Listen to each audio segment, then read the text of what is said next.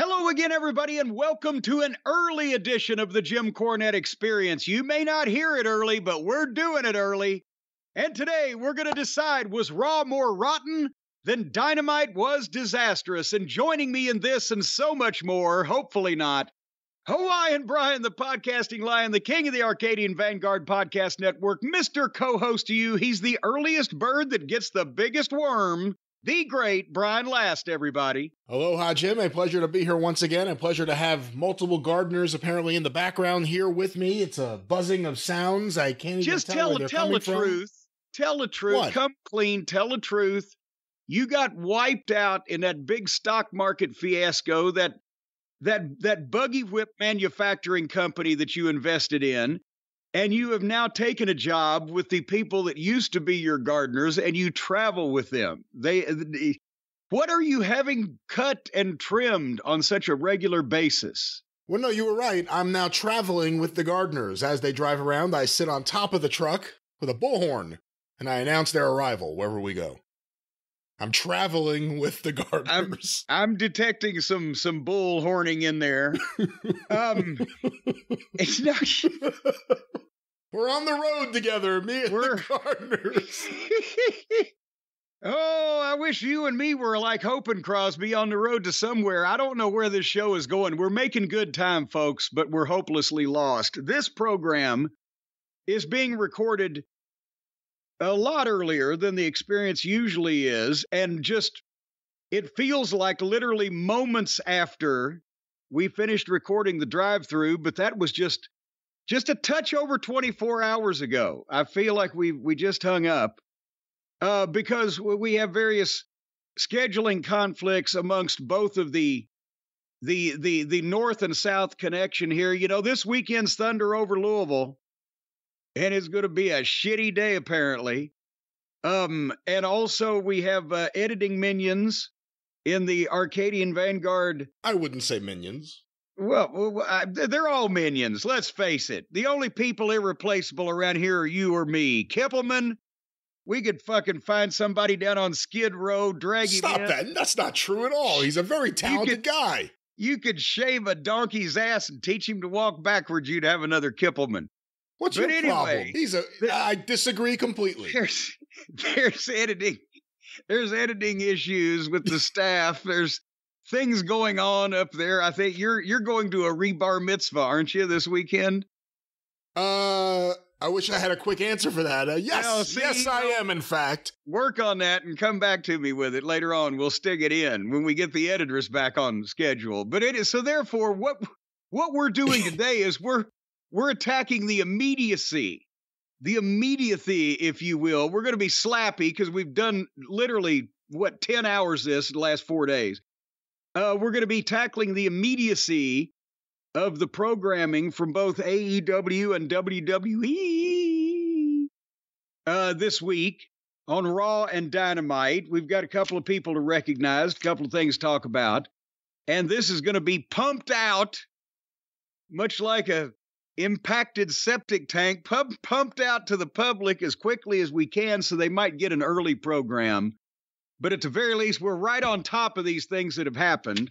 And then if news breaks, spurts, comes to a head, trickles out, leaks, whatever it does, drips over the next several days until we do the drive-through, we'll update that on the official YouTube channel, which is almost at 350,000 subscribers from what I'm hearing these days. So that's what we're doing today, right? We're going to jump on all this television nonsense. That is, and again, I apologize. It appears a second round of buzzing has begun behind me somewhere. Are you sure you're not living in a beehive? I got fucking this fucking woman lives fucking catty corner across the road from me, has goddamn excavators and earth movers in her side yard again. I don't know what's going on over there, and it's still not as loud as your environment up there.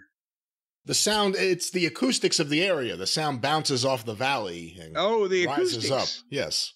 Oh, that's what. Well, see, you live down in the holler then. Down in the holler? What you're saying? Down in the holler. Playing the old game?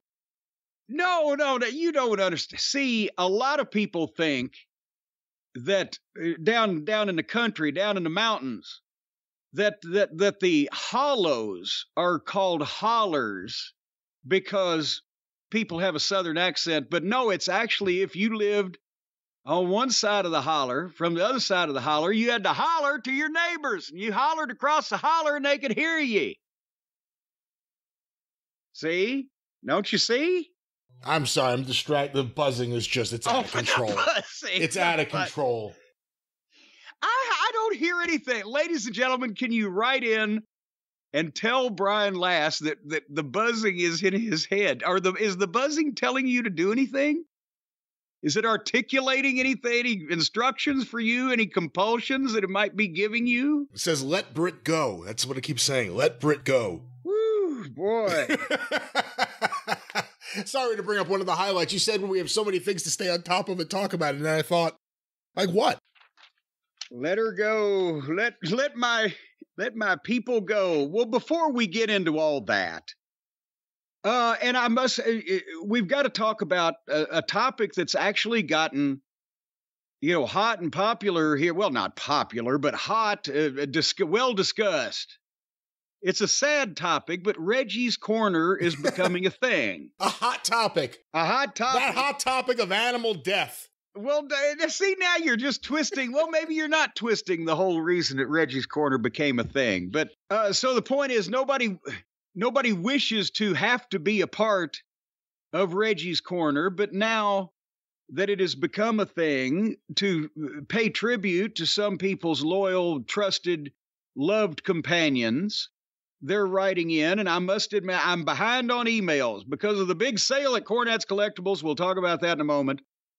I'm behind on the emails. If you have sent anything in the last week or two, I've probably not seen it, but I plan to, over the next few days, have the opportunity to go through some things. But I got an email from my friend Joe Pulley, who's done some cool artwork of me, and he does other people also. He's not just a Jim Cornette tribute artist. The walls of his room at home are not just filled with drawings of me, somewhat like fucking pages out of the Bible and the Omen. He's done all kinds of different art. But in this case, he emailed to let me know that his dad had apparently passed away in 2019. And before he died, he had gotten a cat for Joe's mom, Nancy, to keep her company, right? Which was such a cool thing to do. But the cat's name was Dakota. And apparently Dakota got sick a while ago, and a bunch of veterinarian visits failed. I'm paraphrasing his email, but point is, Dakota passed away on April the 4th.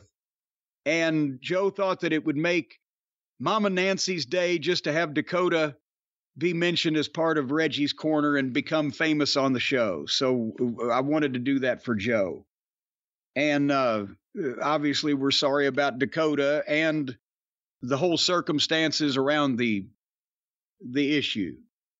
But anyway. And right now, Swami's barking at the mailman at the door here at Reggie's Corner. By the way, Reggie's Corner, let's be honest about what it is. It's a tribute to our fallen pets. That doesn't mean you should send in emails with suggestions for Reggie's Corner, just outrageous animal stories of cats sleeping with dogs and all sorts of... That's not what this is. That's kind of a form of bestiality anyway, isn't it? Interspecial carnal knowledge? We don't want to just take Reggie's Corner into the sewer. I don't know. It's a whole bunch of just crazy stories. They all seem to come from the British press, for whatever that means. Well, and the British press was the one that had the thing about the guy that stuck the world record number of Mars bars up his ass. That's right. So we don't want to. No, for heaven's sake. Should there be a restriction on what animals can be included in Reggie's Corner? I mean, if someone says like, "Oh, I had a pet giraffe." Okay, no, but giraffes are beautiful animals, and. We've got to recognize the plight of the African and worldwide wildlife as well. The elephants and the giraffes and the rhinoceroses and what do you get when you cross an elephant with a rhinoceros? Man, you do this joke so often, I can never remember what the punchline is. God well, damn. hell if I know. There it is. If you'd have come in there, yeah. But see, also, you can't, discriminate amongst the animal kingdom. But I'll tell you one thing: I don't like spiders and snakes, and that ain't what it takes to get on this show. You will be shut out and turned away. So no tarantulas. No. I fie upon them. Oh, interesting. The only good tarantula is a dead tarantula. And no snakes. That goes for any snake also. Wow. Cut their heads off. Well, there's two animals. I asked if there were any animals excluded. There's two. Any other ones you want to throw in here at the end? Well, there's more than two if you consider the different interspecies types of various spiders and snakes. There could be hundreds or thousands or millions. I'm not a goddamn... Interspecies, yes. The various subspecies of the species. It's very specious what you're doing here now. Just trying to group all spiders and snakes together. There are no lovable ones. But at the same time, some are more dangerous than others. But they all fie upon them all, fish heads to them. And we're not going to get into fish, because fish, you can name them, but they're not affectionate. So we're wanting something that's a companion to the human race rather than just happens to be around or is potentially a predator of. I think cats are okay, but I'm against bobcats, so none of those. Well, how do you mountain lions? But what a mountain lion? A bobcat's not as bad as a mountain lion. Isn't it the same thing? I don't know. I think it is. I think it's just different parts of the country. Depends on how big it is. You don't think of a little bobcat like a mountain lion. Little bobcat and a mountain lion. Is bobcat an official title, or is that just a nickname for a mountain lion? Like, what's that? Well, that's a bobcat. I'll tell you what, when Bearcat Brown was a hot babyface in the Tennessee Territory, I don't know whether this guy was related or not, but along came this little guy named Bobcat Brown, and they said he was either his cousin or maybe his nephew or whatever, and old Bobcat was about 80 pounds lighter than Bearcat, and Bobcat would get his ass kicked, and Bearcat come to the rescue. So Bearcats must be bigger than Bobcats. Well, just for the record, now you got me wondering. The Bobcat, also known as the Red Lynx, is a medium-sized cat native to North America. Uh-huh. So that's the Bobcat. Hold on. Bearcat. Is that what this is? Oh, my God. I've never seen this fucking thing before in my life. But now don't get scared. The Binturong, also known as the Bearcat, is a viverrid native to South and Southeast Asia. It is uncommon in much of its range and has been assessed as vulnerable on the red list because of a declining population trend that is estimated at more than 30% since the mid-1980s. So that's the Bearcat. But it looks like something you don't want to fuck with. Oh, yeah. No, this thing looks bad. Oh, yeah. No, okay. No, it looks like it can jump on a tree and just claw your eyes out. And what was the other one? Mountain lion. Mountain lion. And that's a cougar. So cougars and mountain lions are the same thing. Wolves. And a cougar is something you don't want to fuck with. So see there you go. So I'm against all these. I'm against all cats that are like above like ankle high. What about coyotes? Oh, I hate them too. Well, he never spoke too highly of you. Coyote Calhoun, I'll have you know, was one time the Country Music Association Disc Jockey of the Year. He never said a bad word about you. There was a woman who went on Ring once around here, like to alarm everyone in the neighborhood. She's like, oh, the coyotes are back. It was a fox just running through her yard. All righty, that's been Wild Kingdom. This is Reggie's Corner. While I wait in the truck, I'll send Jim Fowler. But yes, more on that in succeeding weeks here on the program. But here's something that won't come back to bite you in the ass. See what I did there? Being a customer of Cornette's Collectibles at jimcornette.com, the big sale is going on now, as I mentioned on your program that we did fucking yesterday or whenever it was.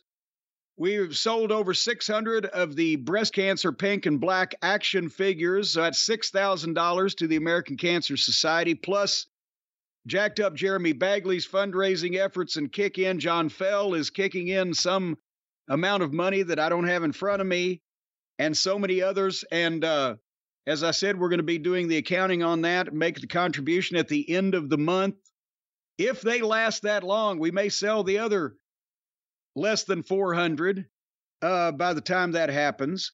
And also less than 500 of the Inside the Ropes magazine with me as your cover boy remain, and the Inside the Ropes DVD, the fastest selling ever. Kenny McIntosh has never been seen by this many people all at the same time as we're about to see him when all these things are hitting the mail. As a matter of fact, we are proud of ourselves. The sale started April 8th, and the first 300 and a little more orders have already been processed and or mailed. And by the time the people hear this, we'll probably be hitting the mail stream, the rest of them. And then we're going to be doing another 200 to 300, I believe, next week as well. So we're knocking this thing down. But so get the stuff before it sells out. We'll get it to you as quick as we can is the motto of what we're doing right now. JimCornette.com. And T-shirts. Now with T-shirts. That's a great Ryan, motto. do you have a shirt on? I'm wearing a shirt right now, yes. Well, it ought to have my face or lazy booking on it, one or the other. It has your lazy booking on it, yes. Hey! All right, where do we go from here? Okay, I have an old-fashioned letter, and that's another thing. I'm faster on the old-fashioned letters than I am the emails, because when I get a letter in the mail, I open it, right? It's what you do immediately. Where with emails, they just stack up and you know they're there, but you're like, I don't want to fuck with that. But anyway, this is on paper. As you can tell, from Jonathan Ramos in Bayonne, New Jersey, who writes, well, I'll paraphrase this because he wrote a long question, but he had heard us talking at one point about, I guess it was one of the OVW deep dives or in some talk about OVW or the developmental program at the time. So we specifically, and it was Danny Davis, made it known he would not book anyone on the OVW program that worked for Ian Rotten, doing the IWA deathmatch hoo-ha that nearly killed a wrestling business in the state of Kentucky. And so he was asking about that, and he said in a time where the internet was still new, if someone did work a non-deathmatch show, were they still excluded? And what if they humbly approached you asking to be booked? And he gives an example that, well, now this guy that's a pretty decent talent worked on for a deathmatch promotion here recently, but it wasn't a deathmatch on that show or whatever. And I thought it might be interesting to bring up, not only in this case or more modern times, but, you know, a lot of stories you hear from the wrestlers is the promoters were crooked and they screwed all the boys and they, you know, kept all the money for themselves and they never got their due and the promoters would blackball the guys, right? And sometimes you hear, but not often, that the boys sometimes were not all innocent and would try to fuck the promoters or did fuck the promoters or try to steal the territory or whatever. Both these things could be true and sometimes at the same time and sometimes for different reasons. In a lot of cases, the promoters did blackball and or try to blackball and or fuck the guys around and or prevent them from making a living. And in some cases, not quite as often because the guys sometimes, you know, couldn't get that much pull or power, but they did try to steal the territory or fuck a promoter around by holding him up. We've told the stories, holding him up for more money or getting mad and no showing and walking out or whatever the case. We've told all these stories. But there were also, in some cases, legitimate reasons for things that were done to allegedly blackball somebody, because that was the way. The modern fans, Brian, I don't think understand that there were absolutely, not only were there no contracts for the most part, in 98% of the time, in the territory days, and only, rarely in the previous days where a guy like Jack Pfeffer would actually sign guys and to be a traveling booking office or whatever.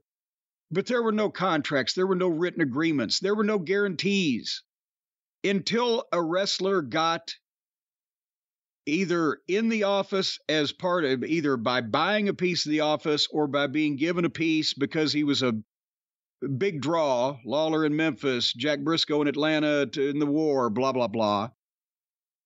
You didn't have a guarantee of anything. It was just whatever the promoter was going to pay you based on whether you were drawing money and whether the territory was drawing money, and the preliminary guys got preliminary money.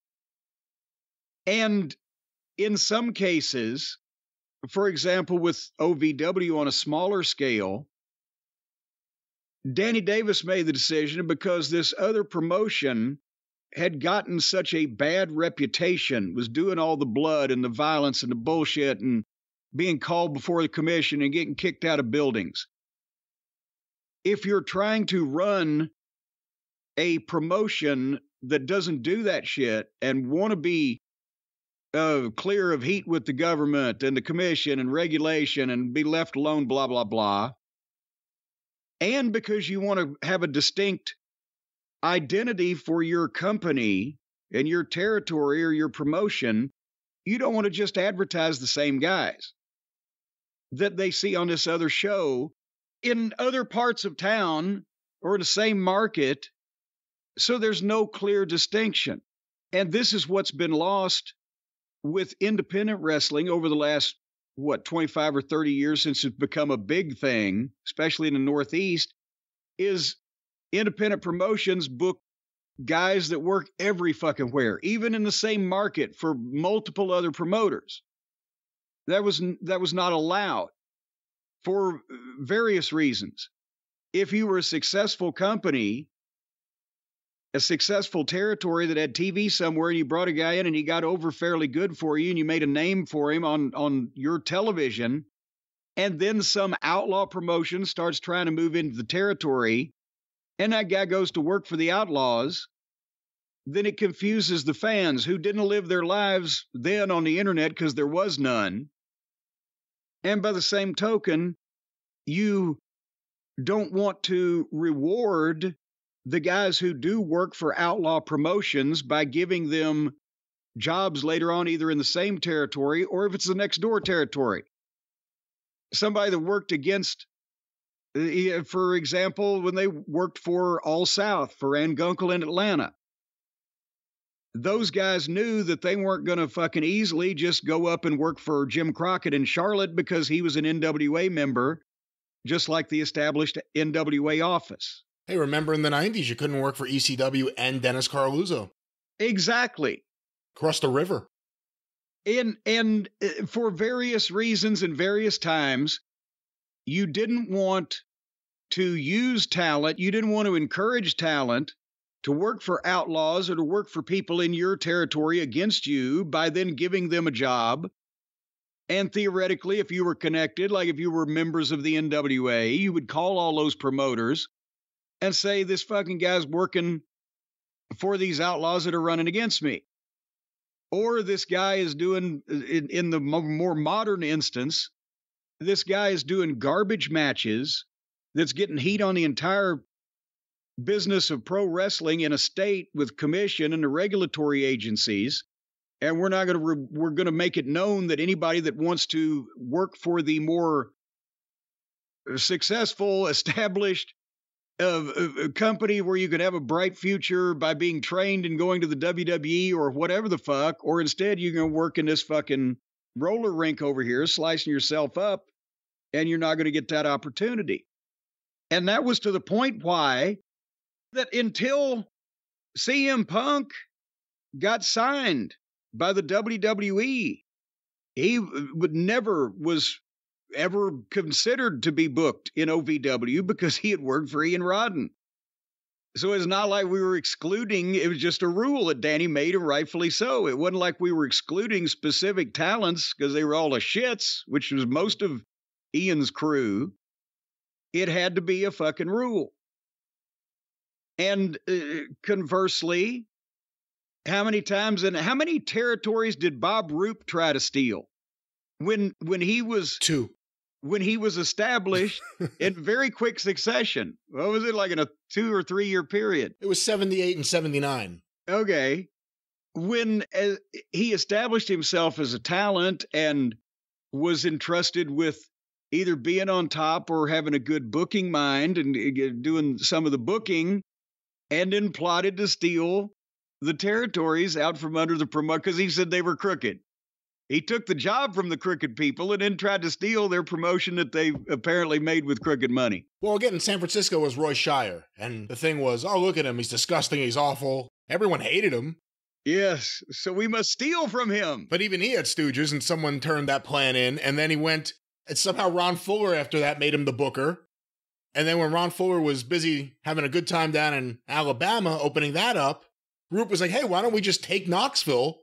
We're all here anyway. And Dick Slater called Eddie Graham, who then got word back to Ron Fuller that they were about to steal the Knoxville territory. 2 years running. Yeah. So it worked both ways. The promoters had to have some, and then Bob Roop didn't work for another established office for a couple years after that. And Watts was always, willing to give everybody a chance from somewhere sooner or later. But think about it, though. He went from Watts to Ole in 83 when Ole Ole wasn't going to turn him away. And then he didn't return to Florida until after Eddie Graham died. I don't think he was ever going to return there if Eddie Graham had stayed alive. No. And then that's pretty much it. But nevertheless, there had to be some kind of way for the promoters, and I've been on both sides, so I recognize that both are true. Promoters and wrestlers were crooked at various points. But the promoters would try to keep the boys in line because there was no contract, there was no paperwork.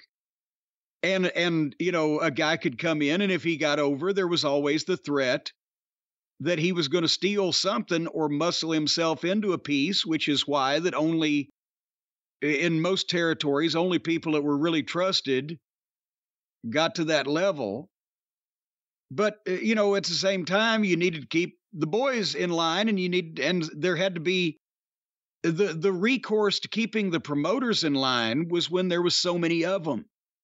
When the guys when they felt like they were being fucked, there wasn't a contract, give 2 weeks notice, because then the promoters can't really fucking bitch about what you did, but you were free to go anywhere else, as anywhere you could get booked. And if you were good and could get over, there was 20 different places to book you. So that was the boys' insurance. And we've lost quite a bit of all of that now. But for various reasons in various places, yes, guys did get blackballed, and yes, guys did steal from the promoters. So it was a charming business back then, instead of all this fucking childishness now. But again, the promoters weren't the innocent little children or anything. When Austin Idol cashed that check, that's a great moment in wrestling history. Yes, I mean, it worked both ways. And you always, enjoyed hearing heartwarming stories like that because pomposity always needs taken down a peg, right? So wherever it exists, that's fun. Right. It's interesting to the topic of people being blackballed. And again, I apologize for all the lawnmowers or whatever the hell's going on in the background. It's driving me out of my mind today. But on that topic, different people. Bruno got blackballed once. Roddy Piper has talked about the fact that Ole got him blackballed, got him fired he wasn't working for the Carolinas or Georgia for a little while. Again, I'm using their words just to set an example. Well, no, Bruno's was the historically proven the truth. I think Roddy was a handful for people at one point in time to work for. Or to have work for you. So there was other thing. Anyway. But, there are various things, if you look at things now and you say like, okay, if I had a company, there are different things that if a wrestler did it, I wouldn't want them to be associated maybe with my brand, my company, whatever it may be. It seems like now there's nothing. It's like you can do, before you get to the big show, You could do any stupid thing you want, and it's just supposed to be blanket forgiveness. And then once you get there, depending on where you work, you may do the same stupid shit over and over again. Yes. But, there's like no, oh, this is too far. Like in terms of what you actually do in the ring. It's too far in terms of some of the things that people do outside of the ring or the behavior, or some of them are just complete derelicts. But in terms of in the ring, like this person went too far, they'll never work here. There isn't anything anymore. You're right. Unfortunately, there used to be, again, standards. And, some things, if you did, people would not ever consider giving you, and mostly exposing the business was the biggest one. And you were pretty blanket fucked across the board. Even promoters who didn't like each other could agree on that. But I mean, just no unsavory behavior or stupidity or recklessness or whatever is apparently too far these days for. And again, even if they say, okay, well, he's going to be on national TV now, and I make the point that everything's worldwide television now, with everybody's got a phone in their pocket with a camera, a video camera, and blah, blah, blah, and the internet. So even people that would never have been seen or ever heard of outside of one building in Texarkana can now be seen around the world and laughed at and made fun of, probably. But it's the concept of everybody just does everything on every show and nobody pays any attention to the professionalism or lack thereof, and still gives somebody an opportunity saying, well, that was on the indies. That doesn't make any sense to me because everybody's seen doing everything. But besides that, it's just there's almost no level of stupidity that these fucking morons can stoop to, that people will still go, okay, but he throws a nice drop kick, so let's book him or whatever. I don't know. Well, this has been Happy Talk. Well, from Bayonne all the way to SmackDown. They were in Little Rock, weren't they? Or somewhere in Arkansas. I guess that they had to be in Little Rock. There's nowhere else in Arkansas. Nevertheless, where was Raw, now that I think about it? Oh, I don't know. I was taking your word for it. I'm guessing you were just making that up. It seemed logical. I think they were there. Nevertheless, I remember Little Rock somewhere lately. Oh, Little Rock, one of my better towns. I remember we were on the Orpheum circuit. Nevertheless, I'm making up some shit because there's not that much to talk to. See, here are the different marketing strategies. On AEW television, they get you to watch because you can't believe the ridiculousness, the nonsensicalness, and the stupidity that's going on every second, whereas on Raw, it's 3 hours and it takes 15 minutes for somebody to walk to the fucking ring. So they're opposite ends of the spectrum, certainly. So the Raw program for, did I say SmackDown earlier? I don't think so. Did you? I don't know. SmackDown, Raw, whatever it is. Another one of these programs. Raw for April 17th. I told you I was feeling mentally frustrated. The Usos, Solo, and Paulo come out, and there's lots of milking, and then Paul starts speaking, and music plays, and here comes the Judgment Day, and they do the big face-off. And they did a face-off for quite a while. And as a matter of fact, I like the little thing they did where Rhea and Solo kept eyeballing each other, and Paul reaches over and switches places with Solo and one of the Usos, and then Ripley switches places with Finn, so they'll still be staring at each other. But they've made a short-term deal, apparently. Paul mentioned that short-term about 4 or 5 times. Says if there's a heaven, none of us are getting into it, but we're going to make a short-term deal, or we have made one. The Usos didn't know about this because Roman made it with the Judgment Day, because Roman didn't want anybody to know besides Solo. And obviously there's another loose end with the bloodline story, but Paul said that Finn Balor wasn't particularly all good with the deal, so they've got that going with them. But basically Solo's going to deal with Rey Mysterio, the Rey Mysterio problem, and Judgment Day is going to fix Sammy and Owens and Riddle. And that's the arrangement that they've made. And Paul did the whole thing, and it took a while because, did we mention, it's a 3-hour program and nobody gets in a hurry. That's another thing. You asked me, what did I learn from? Well, I learned this before I went to work for the WWF, but it was still applicable and possibly even more adhered to than in the days of WCW or Crockett. Your television time is valuable. I mean, maybe now they don't consider it valuable because they've got so much of it. But if we wasted the time in those days that they waste now, Vince would have been screaming, do something, get to it, get to action, get to point, get to something. And then Paul, at the end of this thing, actually introduced Rey Mysterio, and here he is, Rey Mysterio, and he comes out and makes his entrance, and we go to the break so that when we come back on the other side, we can see Rey versus Solo. But is that the first time you can remember that the heel manager actually introduced the babyface opponent? Makes sense, because I think Heyman was also the first one I saw a heel manager pitched a commercial.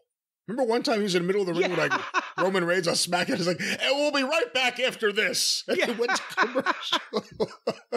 I like, you know what? It went on too long, but everything on this show does. At least this was intriguing. Not a fan of Balor with the Judgment Day.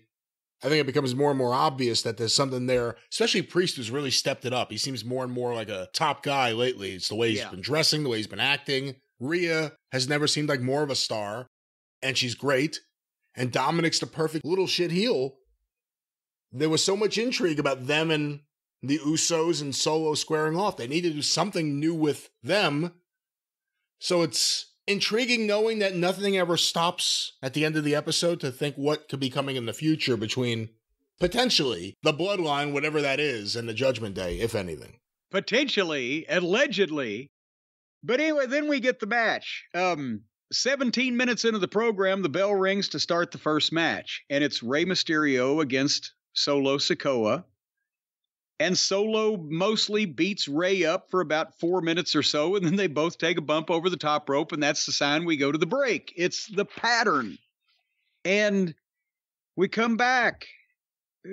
Heat on Mysterio. Within a minute, he's making a comeback.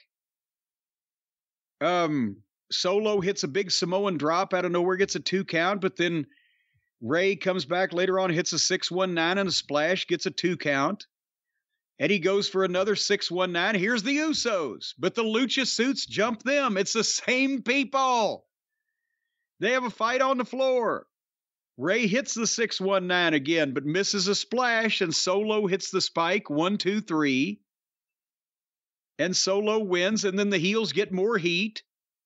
And Solo spikes everybody, and the Usos give Rey the 1D. So it's the same people involved doing the same shit. You can't shoot an angle at the end of every match, or there's no angles because it's just commonplace. And this show, people come out and talk. Some combination of the people talking have a match. The match is by the numbers, usually interrupted by a commercial break very quickly, has a cheap finish to get out of it, and then everybody fights again. Am I overstating this? Well, we would see a lot of these groups again later on in the show, and not all these groups always interact with one another, so there's some uniqueness there because of that. In the back. And you know what? They're about to do the draft. One other thing. They're about to do the draft, yet right now everyone's on both shows. Yeah, I don't know what the... Right? The LWO's now on both shows. Everyone's on both shows. So if they do the soft brand split that they're floating in AEW, soft brand split, that's because they got a soft roster. Then how are we going to tell the difference there either?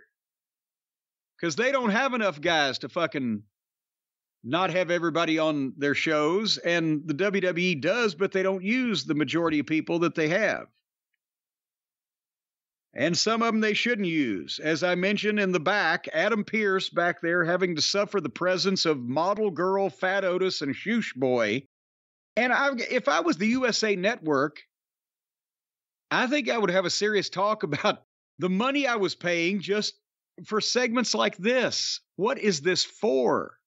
Who would possibly give a shit about this silliness? It's great shit. And these are grown men. Otis doesn't believe he's a model. This model girl isn't a model girl. Shoosh Boy is Shoosh Boy. None of this. And then we go to Bianca Belair against Kai of Kai and Sky. They went 2 minutes to the break. They came back and went 3 more minutes. Bianca won. That's as detailed as I can get. Did you see the Bronson Reed package? I did. The recap of last week's match, you mean? Well, in his little statement that he made and the action highlights of him. Yes. Yes, I watched that. So you know what his mother calls him. Oh, I do not. You know what? Actually, I don't know what he said there. No. Then you don't know what I'm talking. They did a package. Maybe you just glossed over it. I was fast forwarding a lot. Okay. Well, yes. Last week, Bronson Reed and Bobby Lashley got in a big ham-fisted Donnybrook and ended up getting counted out and had a big fight. Well, they showed some footage of that, but also there was a package of Bronson Reed and the action highlights of him doing all that stuff that he can do with that big frame and, massive blah, blah, blah. But he revealed in it that he's really a nice guy. And as a matter of fact, that's what his mother used to call him, Mr. Nice Guy. So now they have set up, and I wrote in big capital letters, Jesus H. Christ. Bronson Reed's new gimmick is going to be that his mother called him Mr. Nice Guy. Mr. So Nice. now, he's a heel, Mr. right? Nice Guy. Yes. Okay. And he's going to be an underneath heel, apparently, for the rest of his life. Let's get to 9 o'clock. 9 o'clock, top of the hour. On the other program this week, we got unknowns, but in this case, we get Cody Rhodes, entrance, dressed to fight, gets to the ring, calls out Brock Lesnar. And instead of getting Brock, we get Adam Pearce. We can't let this happen. Cody, you're not medically cleared. I know how you're feeling, but please leave the ring. Cody says, okay, I'll leave the ring. He gets out of the ring. He pulls a chair out from under the ring. He gets back in. And Pearce says, all right, I got to call security. And here comes security in looking scared to death. Why? Do they get... I know they want guys that can take a bump, so they get miscellaneous, straggly-looking job guys from some wrestling school, but they look like miscellaneous, scraggly job guys from some wrestling school. You wouldn't take these guys seriously as security. They're dressed in generic outfits, and there's always 20 of them, which makes it somewhat ridiculous. Having said all of that, Cody did the best with this that anybody has done in terms of beating up the security because he can't get to the guy he wants to beat up. He made it interesting. But that's what happens. Security comes in looking scared to death with their arms outstretched like, oh, please, don't hurt us, all 20 of us. And then Brock comes out and Pearce says, Brock is taunting Cody to come to the entranceway and fight him. But he can't get through the security. And Pearce tells Cody that I'll make the match for Backlash, you versus Brock Lesnar, but you just can't do this now. And Cody beats up all the security. But they manage to hold him so that Brock can laugh and walk out. And then Cody top ropes everybody and cuts the promo. So I grew up around cowboys, and Brock, you're not a cowboy, you're a coward. Good point to end on. Cody didn't look as much like a sap as the other people that are put in this position, and he arranged it with the security guys to where that it looked halfway palatable. It's a bit far-fetched because there's so many of them. But we advertised, or were advertised to, that Cody was going to be face-to-face in the ring with Brock Lesnar and have it out, and what we got was a little bait and switch. But at least there was something going on, and it's stars. so I wasn't completely opposed to it. What are your thoughts? This was ridiculous. The last line of the promo was the best part. I grew up around cowboys. I knew Jack Kennedy. You are no Jack Kennedy. You, Senator, are no Jack Kennedy. That's what this was. That was the best part of this, but Cody beating up 15 security guys who don't look like security guys. Yeah. And it went on for a while. Like, you saying he beat them up is one thing. He's beating them up, it seemed like, for minutes at a time while Brock's just standing there. Yeah. Dressed like Jeff Jarrett when he debuted in AEW. And nobody really got even a lucky punch in on Cody. You would have thought with all those guys, somebody could have got one. Boy, between Brock and Trish, is that the new move? If you're going to be a heel, get a black cowboy hat and a black trench coat and walk out there. That's, I almost think this would have been as effective if Cody just did a really strong promo and then eventually talk to Pierce about the match, as opposed to having Brock come out there just to smile and do nothing, and Cody can't get to him while having this almost AEW Cody-like confrontation with all these security guards. I didn't like it. Well, and by God, shit on him then. You have to have your own independent opinion. You can't go based on what I said. People are going to think you're a parrot. Well, I've changed my mind. Now, I hated the whole thing, just like you. No, I didn't say that. I want you to have an independent thought. Well, my independent thought was that it's the same shit that we've seen a lot. He did a better job with it than most, but it was still, as I mentioned, a little much to take. But speaking of a little much to take, we got another confrontation between The Miz and Seth Franklin Rollins. And they did another thing that now has become a thing that happens every week, where the heel will jump the babyface and beat him up, and then the referee will ring the bell to start the match. But I don't understand. What the fuck? When did they think that this was a thing that was done in wrestling? How did this suddenly become... So they go 2 minutes to the break. They come back. They actually got some more time to have a match after the break, but it was Miz. So Seth Franklin Rollins won it. Did I miss anything that would change my perception of anything? I think his music is over. I think him leading the audience and singing is over. He's very talented in the ring, but I just hate his gimmick so much. And I'm not really feeling a match with him and The Miz right now. Well, speaking of not feeling things, there was trouble in paradise in the babyface locker room. There was Sammy and Owens and Riddle in the back, and Sammy is pitching to Kevin, hey, let's let Riddle share his ideas for the 6-man tag. And Owen says, hey, just leave the thinking to us. And then, of course, Riddle wants to counteract Solo's spike by taping his toe and calling it the toe bro. But then he says, when Owens is losing his mind of bullshit, he said, no, I'm not serious. And Riddle tried to do a serious promo. Said, you think I'm just a moron and I'm going to blah, blah, blah. I'm going to jack around. Well, no, they've done things to me too, and I want to get even with them. I'm not here to be an idiot. Well, too late by about 5 years. But so now we've established that Riddle's going to try to be serious for once. I thought this was all right. I'm very critical of him usually. I'm not a big fan, but I thought this was pretty good. And the fact that he immediately pointed out that the silly idea was just, in fact, that. It was all right. Can't complain too much about this. How come it took him 5 years to get serious about anything? I don't know. I also think his outfit holds him back from me. I don't know. He's dressed. Well, yeah, it's the whole visual is ridiculous. He looks, speaks, and dresses like a fucking idiot. No, I'm pretty sure he speaks like that. Legit. I'm not going to take that away from him. I'm pretty sure that's all him. But yeah, now he's in the main event mix, and obviously they're trying hard. Well, at any rate, the next match I watched because there was talent involved, and I wanted to see what was going to happen. Bobby Lashley and Austin Theory. And remember I said that last week, the whole problem, Lashley and Reed, is two big guys. There was no bumper. There's nobody to make the big, strong guy look big and strong. And conversely, then there's no action because neither guy, if you're having a monster battle, can bump around. In this case, Lashley was the best he's looked in a while, thanks to their booking. He was aggressive.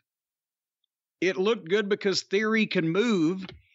And I noted I would have loved to have seen Austin Theory on the roster in 1986 in Jim Crockett Promotions, or 1984 in Mid-South Wrestling, or 1981 in Memphis, or any time in the 70s in Florida, he would have just 1 year of working with talent like that, getting experience every night against different guys. He would have fit in. He would have learned and grown quickly. I think he's a fast learner if he wasn't. Unfortunately, he's tied up in the WWE system and he's learning the WWE style. And we won't really ever know probably how good he could have been with the top talent in the territories on his own, doing his own shit. I think he would have been fantastic. I think he would have fit in. But there's not a ton of guys to work with here if you want to be a wrestler instead of a sports entertainer, and that limits him, and also the fact that the matches are made to be completely unimportant. But nevertheless, they went 3 whole minutes to the break, and before Lashley posted him, and they came back, and Lashley was still kicking his ass. And I'm thinking, well, it's 4 minutes to the top of the hour, so I wonder what their top of the hour business is going to be. So anyway, Lashley went for the hurt lock. Theory bit his fingers and posted him and got on him. And I thought then I'm going to hopefully we'll get to see Randy Orton and Austin Theory. I think those will be tremendous, or those matches. Theory's left-handed and left-footed, and it still works. Anyway, Lashley misses Theory misses a charge into the buckle, and Lashley makes a big comeback right at 10 o'clock. So their 10 o'clock top of the hour is Lashley making a comeback. And he gets a 2 count, and then he gets the hurt lock, and Theory backs him up into the corner, and suddenly Bronson Reed is in the ring from nowhere and splashes both of them in the corner, Theory and fucking Lashley. And then Theory drops and rolls out. You don't see him for a minute. And Reed kicks Lashley out to the floor, splashes him into the post, and they started pouring the fake booze in.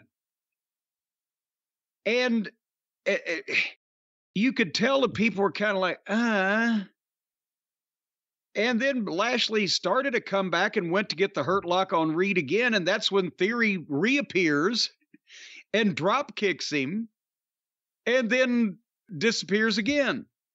And Reed then hits a Samoan drop and a splash off the top rope and more fake booze. And I don't think the people like this, the people that were watching it, as much as the soundtrack that was being played while it was going on. Do you? There were various moments in the show, and we'll talk about the Trish Stratus promo in a bit, where I thought they were piping in a lot of stuff, but I couldn't exactly tell. This was another one. I think because of the way Bobby Lashley's been booked it's been months now. Yeah. It's hard to invest in him. And Theory, as talented as Lashley is, I think it almost holds Theory back wrestling him again. Didn't we just see this match on TV a few weeks ago? And it seems like it. But they're trying to do something with him and Reed, and hopefully that includes not recreating last week's match. Well, at this point, it was past 10 o'clock, and you know what was calling me, Brian? You know what was whispered in my ear, the voice that I heard resounding throughout my brain? The raccoon? No. Raccoons don't speak English. It was my mattress. I was hearing the word helix, helix, helix. You can sleep. Because I was nodding off already with what I was watching. It's past 10 o'clock. It's past my bedtime. Time to lay my weary body down on a helix sleep mattress. And that's exactly what I did. And I came back and I watched the rest of the program the very next morning, refreshed, feeling better, not as mentally frustrated and as tired and burnt and worn out as I had been before, because even when you watch bad wrestling for a living, you can refresh yourself on the platform of the gods, the giant marshmallow in the sky known as a helix sleep mattress. Platform of the gods. I like that. I never heard that before. The platform of the gods, because you're up there in the stratosphere. You're floating around on the top of Mount Olympus, and you're there in the beautiful, soft tufts and folds of a fluffy cloud that comes from helix sleep. And there's so many different kinds of these fluffy clouds. There's fluffy clouds for people that sleep on their back or their side or their stomach or upside down. There's fluffy clouds for kids. There's fluffy clouds for fluffy people that are too fat and corpulent and obscenely morbidly obese for normal mattresses. Jesus, will you be nice? Sure I will. There's also a mattress for tall people whose feet hang over the end of the bed at most of these joints.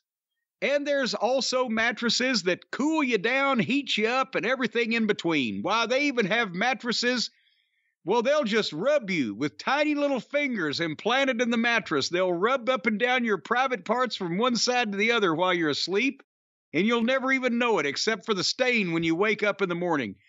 All these things and many more can happen to you when you're sleeping on a Helix Sleep mattress. And how, you may ask, do you get to do something like this? How do you qualify?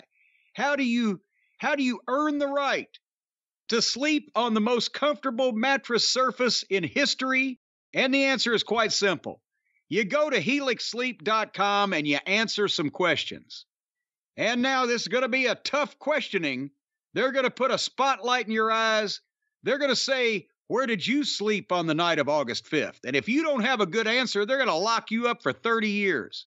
But once you take that quiz... Wait, Helix Sleep is going to lock the listeners up for 30 years? Well, if you admit to any serious crimes during the course of this cross-examination... So the police will also be involved. It's not just a Helix jail that they maintain. Yeah, they're going to bring in some authorities. They're going to give you the going over. They're going to know where you've been and what you've done and who you associate with. And once you take that quiz on helixsleep.com, it only takes 2 minutes. It's some very intense questioning for those 2 minutes, but then they'll know exactly what kind of mattress you want and what would be best for you. And then they will send that to your door, along with some people that will bring it in, and then you can go about unboxing it and putting it where you want it. Unless you ask the people to bring it in and put it where you say you like the look of that delivery guy, and you say, hey, come on to my bedroom and unbox my mattress with me. That's perfectly up to you. These are not the things that should be going through the minds of the listeners when they get their Helix Sleep mattress. You should leave the delivery personnel alone. Well, no, Helix Sleep does not mess in your intimacy or in your personal life. If you want to hit on the delivery person and have him carry the mattress into your bedroom and potentially test it out, it's up to you.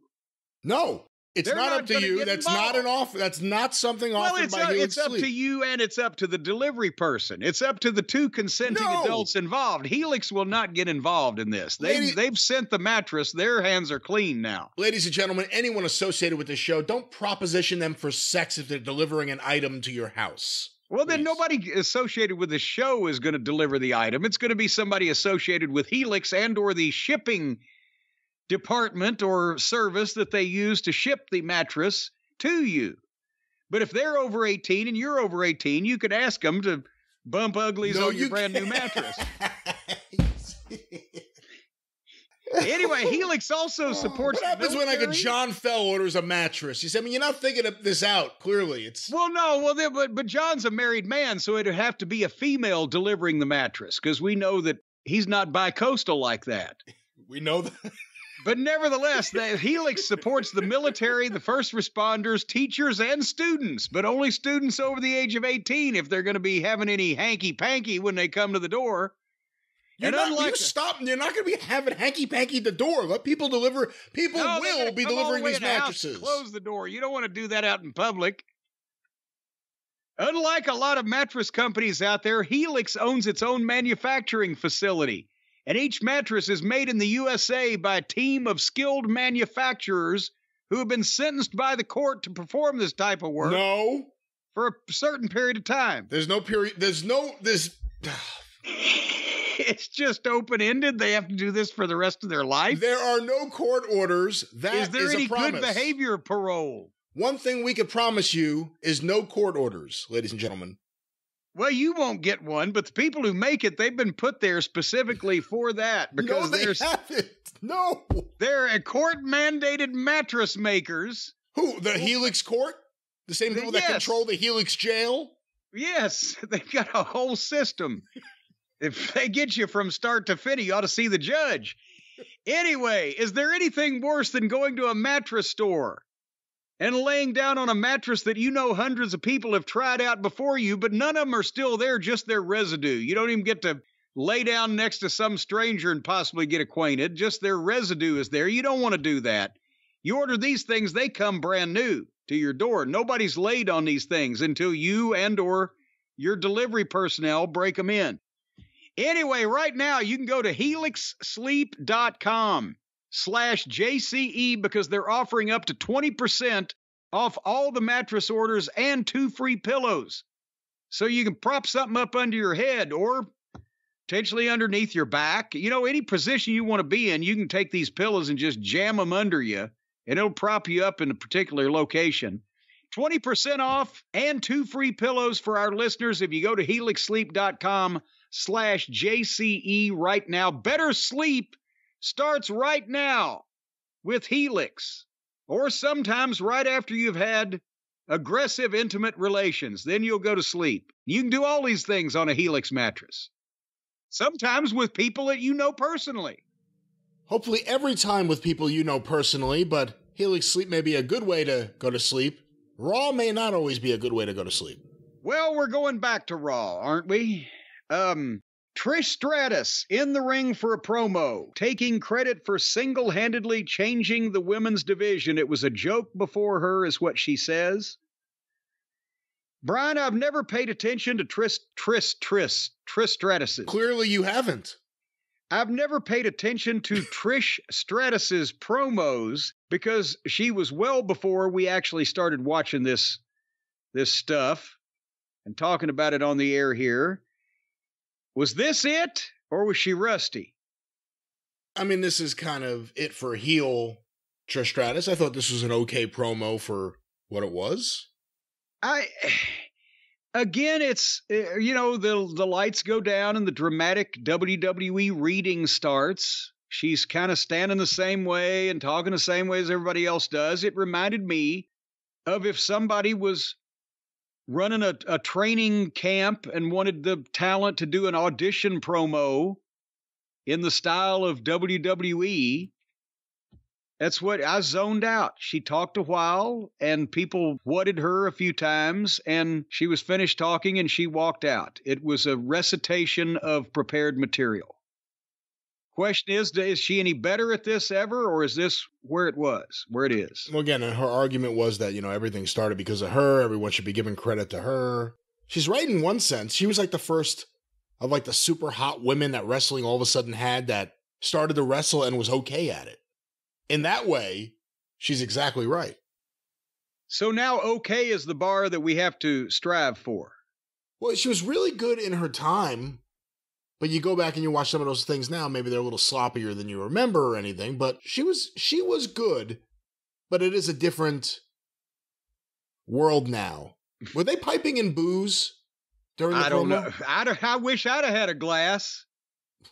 I could have taken a shot or two, might have made this interview go by quicker. That's not what I meant. Are you looking forward now to, I guess, is she feuding with Lita or, no, she's feuding with Becky? Yes, because she turned on Becky. So is Lita gone? I don't know. All right. I guess we'll find out. And Cody did a promo in the back, and apparently they just said, you know, just fill 30 seconds or fill a minute or whatever. He's happy he's wrestling Brock at Backlash is what we got. He was very well spoken, but had nothing to really say. And then Raquel and Liv every week. If we could have seen as much FTR in AEW as we've seen of Raquel Rodriguez and Liv Morgan, well, I'd be ecstatic. Both shows. And again, they put poor Raquel on nitrous oxide. I talked about it on the drive-thru. What a look she had. The mean face, the black leather, and now she's a taller version of all their other happy girl wrestlers now. With makeup and a hairdo and smiling. And Raquel and Liv sat at ringside while Cruella and Chelsea fought Candy LaRue and Mia Yim. And the heels won in 3 minutes and then threw water on Liv and Raquel. And left.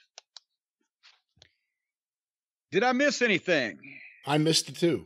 Okay, well, the girls segment was over at 10:30 p.m. Eastern time, and after the commercial breaks, all the plugs, backstage bullshit, and entrances, the main event started at 10:45, so it took them 15 minutes to get one match over and the other match in the ring. And that was the 6-man tag match with the Judgment Day against Sammy and Kevin and Riddle.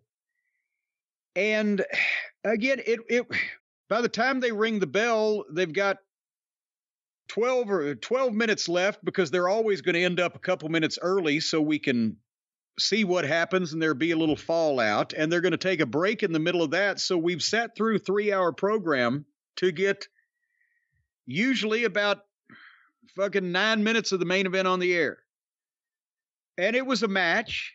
It was a WWE match. And everybody in it's fine. Riddle's whole style is awkward as fuck. Everything he does, whether he's pitching or catching, offense or defense, I wouldn't want to work with him. I don't know who would want to work with this guy unless you studied him for months. You'd never know what the fuck direction anything was coming from. None of it just, I don't know what the fuck. This thing really didn't pick up until Sammy finally made a big comeback and the excitement level picked up because he's quick and he's good. And then Ripley crotched Sammy on the top rope and Dominic hit a frog splash and Owens saved, and then everybody did everything to each other quickly, and then Rhea tripped Sammy again, and the referee ejected Ripley. But really, by the time the ejection or rejection happened, they're already going into this finish. Owens hits Finn with a stunner, and then Sammy hit Finn with a kick, and then Riddle hit a cannonball off the top, and they beat Finn. Finn is the designated job guy. If there needs to be one, he's the one to be in the Judgment Day, and they beat him 1, 2, 3. And as soon as they did, here comes Solo and the Usos, and they hit immediately and get more heat. Because, again, it's a match, so naturally the heels have to fucking get heat afterwards in everything. And then music plays, and here comes Rey Mysterio, and the Lucha suits in, and they had a big fight, and it was chaos, and that was fairly exciting. Although the crowd, during this big fight with all these people, started chanting, "We want tables," which means that they've pretty much ruined the fans. Between the what thing in interviews and any time a fight breaks out, the people are chanting for furniture instead of the talent involved. They've ruined the fans. The last few minutes of this was very exciting. Leading up to it was nothing wrong with it. It was a WWE match, so it was neither really good nor horribly amateurish. It was there until it was over. It's kind of like a big bowl of oatmeal with no sugar. It's there, but you're not really enjoying it, but it's not going to make you sick either. Sounds like a good description of WWE Raw as we just saw it. Well, there you had it. And folks, all I've got to say, to be quite honest with you, all that I have got to say about Monday Night Raw is if you don't want people to know that you are downloading this content, you need to spoof your location. You need to hide where you are. You need to confuse people, make people think that you're over in the British Isles, or maybe you're in Cambodia, or maybe you're in a naval station, a weather station somewhere in Antarctica. But not where you are, because if people find out that behind closed doors and on the internet in the privacy of your own home, you're watching this WWE programming, you could be held up to ridicule and scorn. And the only way that you're going to be able to hide from that is to sign up with ExpressVPN. Now, we've talked about their service before, ladies and gentlemen, how they will come to your home with bandsaws and sawzalls and skill saws and hammers and chisels, and they will get the people that the internet service providers have sent to your home out of your walls. You will not be spied on anymore by these eavesdropping no-good son of a bitches hiding in your walls, your attics, and your crawl spaces, watching what you download on your internet. No. No more of that with ExpressVPN. People won't be able to tell what you're doing. As a matter of fact, you will be able to hide your location and your activity from everybody, except potentially the FBI. Yeah, you will still get busted by law enforcement if you do anything stupid. So, ladies and gentlemen, what you're saying is be responsible. Shot. It's a 50-50 shot. You can get some protection from law enforcement if you sign up with ExpressVPN superficially. They're probably going to track you down at some point either way. But if you want to just get away from the prying eye and the thumb of the man in terms of your internet service providers, then ExpressVPN is the way to go because it's blazing fast. You know, a lot of these other VPNs slow your connection down to the point where it's not even worth it to connect. Because then it's slower than molasses in January, as Mama Cornette used to say. But with ExpressVPN, they don't lag. They don't buffer, either Michael or Bruce. They get straight to the point. It's quick, just like that, quicker than a hiccup. And it couldn't be easier because all you have to do is open the ExpressVPN app and click one button and you'll have instant protection across all your devices. Your car will be protected. Your stove in your kitchen will be protected. Your microwave oven, your clock radio next to your bed, all of your devices will be protected from people spying on them. You know, it's terrible, but I understand that several people in Russia were the victim of the KGB. They put a bug in their clock radio, and every morning, the clock radio would wake those people up 1 minute earlier every day. So it was such a small increment that you couldn't tell until finally it killed those people because they were waking up a minute earlier every day until the point where they didn't get any sleep at all. And then they died of sleep deprivation. What are you talking about? Well, if these internet service providers get in all of your devices and take over and control them all, that's not how it works. And if they can make... Imagine when they start turning your air conditioning off in the middle of the summer. Or maybe it's the middle of the wintertime and your internet service provider that's in your walls and snooping on you turns your heat off and your whole family freezes to death. So how exactly would you utilize ExpressVPN to fight that? Well, ExpressVPN... You click on the app, you open it, you click on the button, and all your devices are protected. Anything you got in your house, it's all protected. Not anything you have in your house. It has to be something that's Wi-Fi. And the evil, cruel internet service providers can't take you hostage and control from a remote location somewhere in the Arctic Circle. They can't control all of your machinery in your house. Imagine if they sabotage your toaster.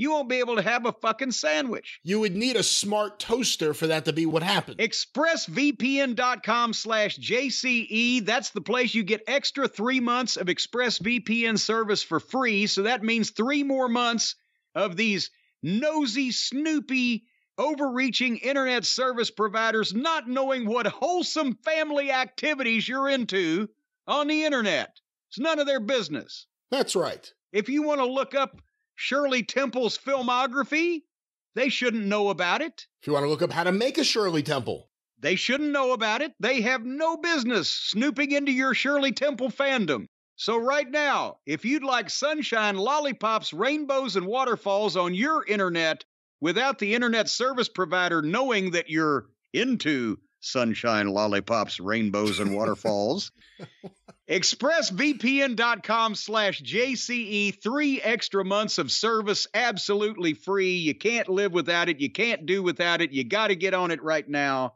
ExpressVPN. And speaking of which, what do they got to get on this week over at the Arcadian Vanguard Network with all the news, the scoops, the gossip, and the underground activities? Get down with it. The Arcadian Vanguard Podcast Network. Get information about all the shows on Twitter at Superpodcast or on Facebook at Facebook.com/Arcadian Vanguard. A few notes. Of course, the wrestling news. Each and every day, your free daily wrestling morning newscast. Download it directly from thewrestlingnews.com or look for Arcadian Vanguard's The Wrestling News wherever you find your favorite podcasts. This week, on Shut Up and Wrestle with Brian Solomon, his guest is Mary Freeze, the daughter of Pampero Firpo. Check out this conversation today. Who still remembers Pampero Firpo? We do. That's right. And find out more about him today at SUAWpod.com or look for Shut Up and Wrestle with Brian Solomon wherever you find your favorite podcasts. And don't forget about the 605 Superpodcast, The Mothership!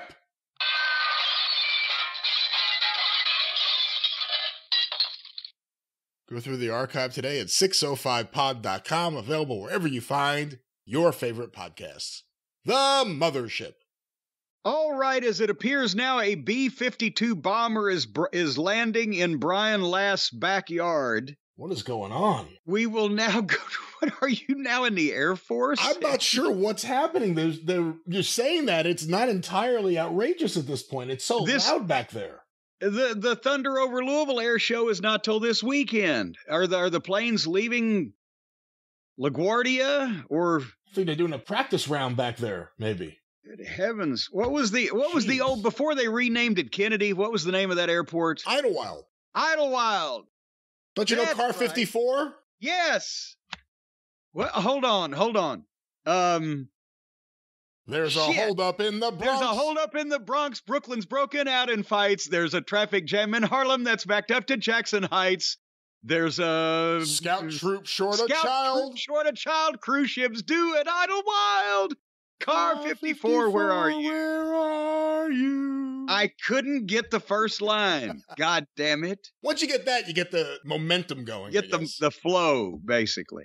What's your favorite after your prime period? Let's say 1975 on, because you like... Wait a minute.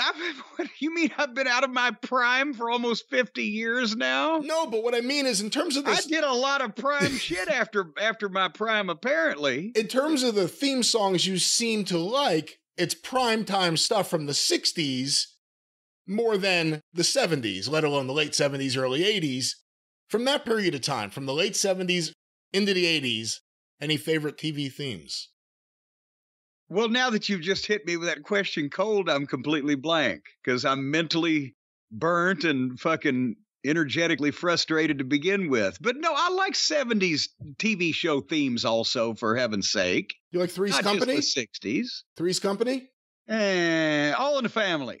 What's as the music or as the show, Three's Company? Oh, either one. Really? It's a good show. You don't like Three's Company? I always thought it was a little childish. Wow. A little childish. What about Different Strokes? Did you like Different Strokes? What's Happening? Really?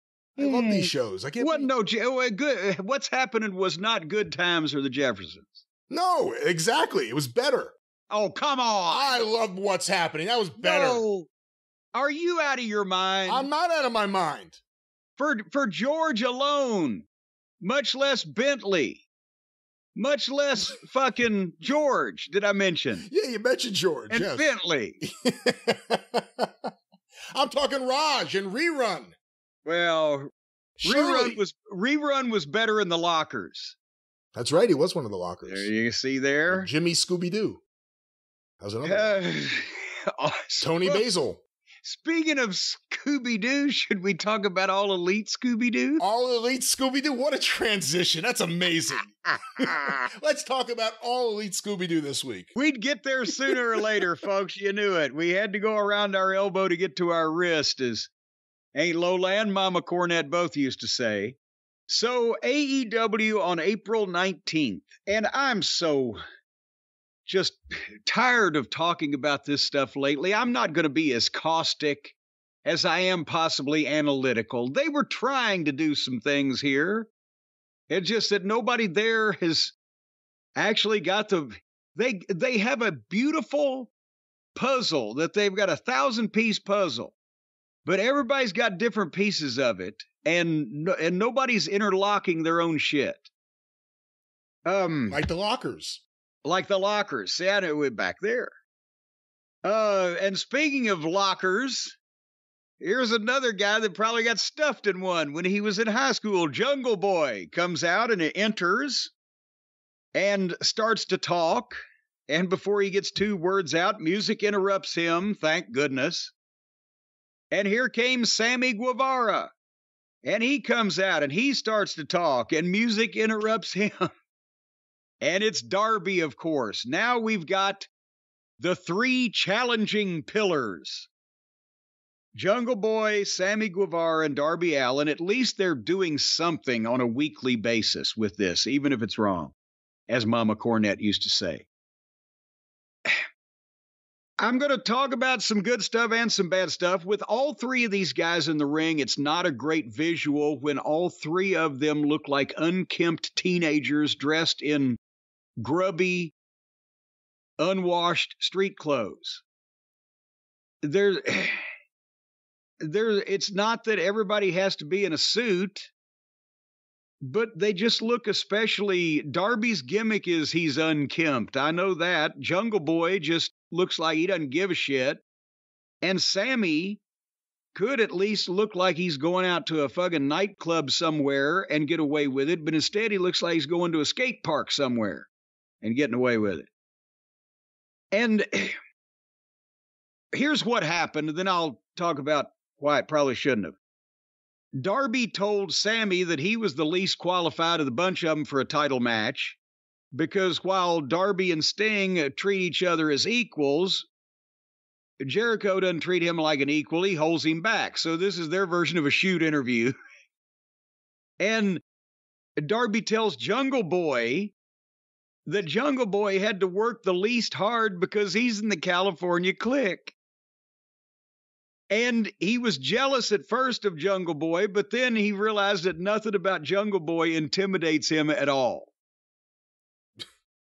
And then Jungle Boy, oh my fucking God. The sound you heard from the Tampa, St. Petersburg area was Eddie Graham spinning in his grave to the point where Florida almost became its own fucking continent. And then Jungle Boy came back at Darby Allin and told him that, well, I see these kids out here painting their faces like you. Yes, I don't see any of the kids out there wearing fucking loincloths like Jungle Boy. Do you? There's probably a fucking statute against that anyway, kids in loincloths. But nevertheless, kids paint their faces like you, but Darby Allin, if they knew who you really are like we do, you're antisocial, you're unfriendly, and you're rude to people that are not as cool as you. And Darby's there because you didn't want to be here to begin with. You didn't make it as a skateboarder. Oh my fucking God. I don't know where to start as a former booker, matchmaker, agent, producer, talent scout, instructor / promo trainer. My God. What they've done is they've accentuated in trying to do a shoot promo that all the smart fans will think, oh, they've accentuated every single negative quality of two of their alleged baby faces and Sammy, who knows what the fuck he is, including himself at this point, because he switches back and forth from fucking heel to baby face in mid promo multiple times over trying to pull this shit off somehow.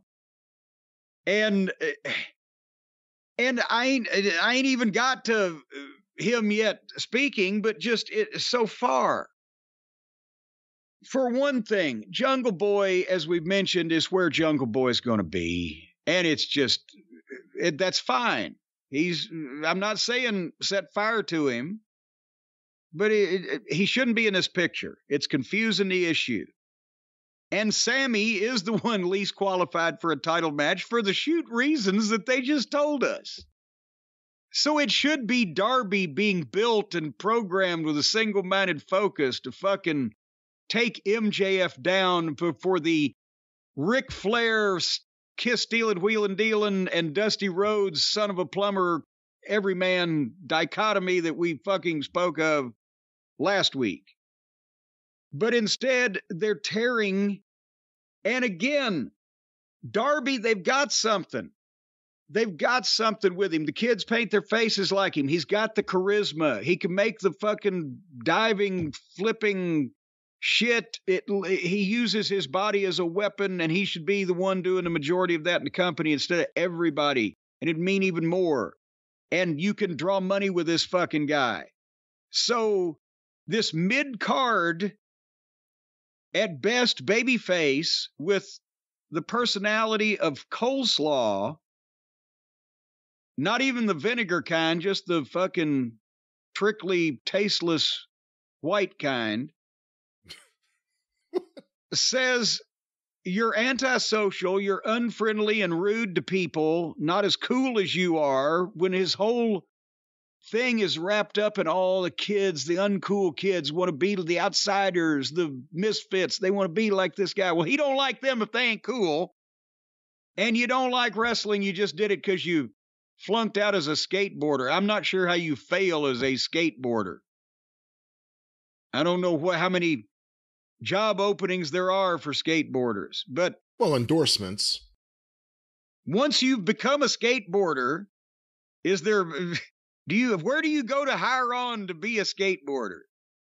Well, it's not like that. You have to illustrate your skills on the open field and completely for free and risk breaking your fucking neck before somebody will pay you because you didn't break your neck yet. He seems good at that.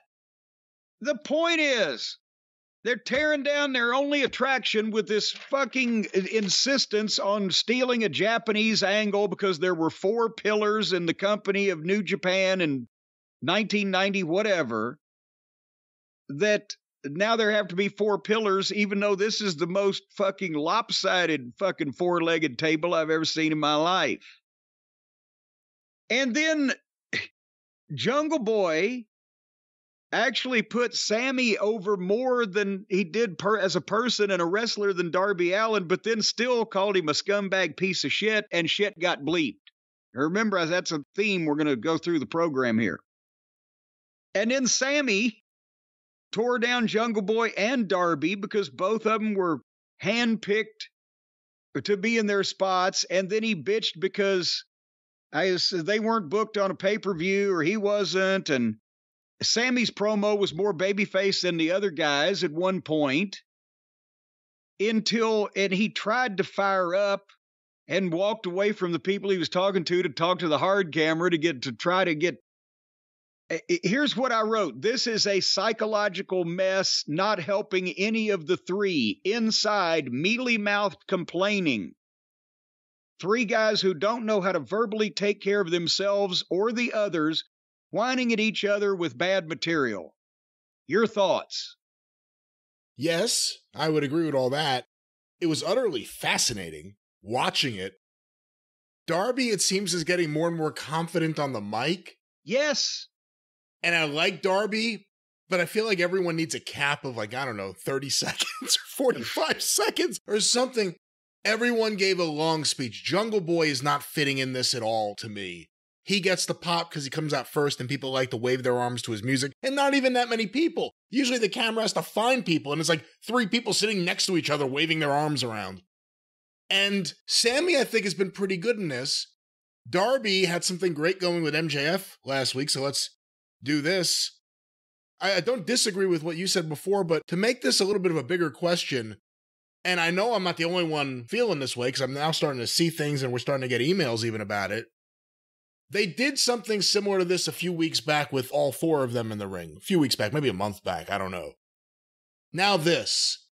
The ring ropes all of a sudden are red, white, and blue.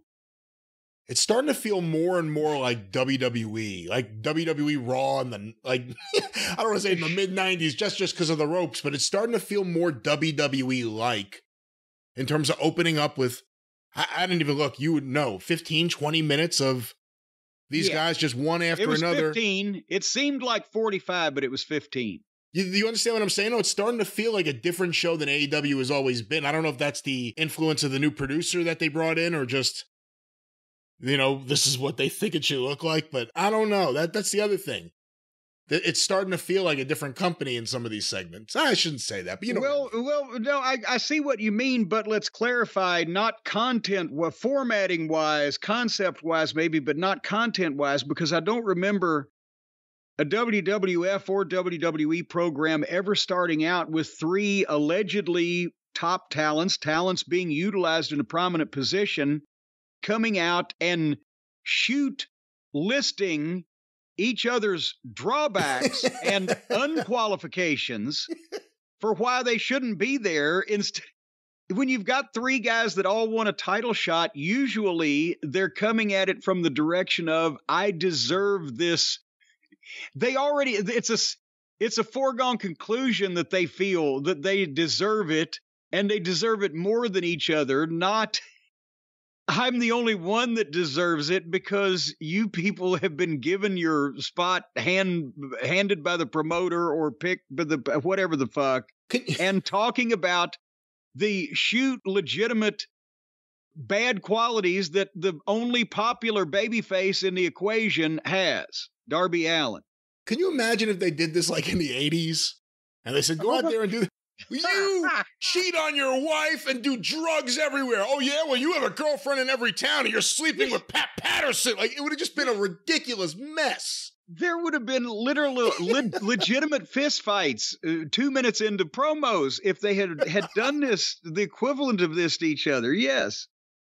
But anyway, then after all that happens, MJF comes out and blisters all 3 of them and announces the Pillars Tournament, where the winner will face MJF for the title at Double or Nothing. He pulls a name out of a hat. A production assistant comes, brings him a hat with the names that he calls for.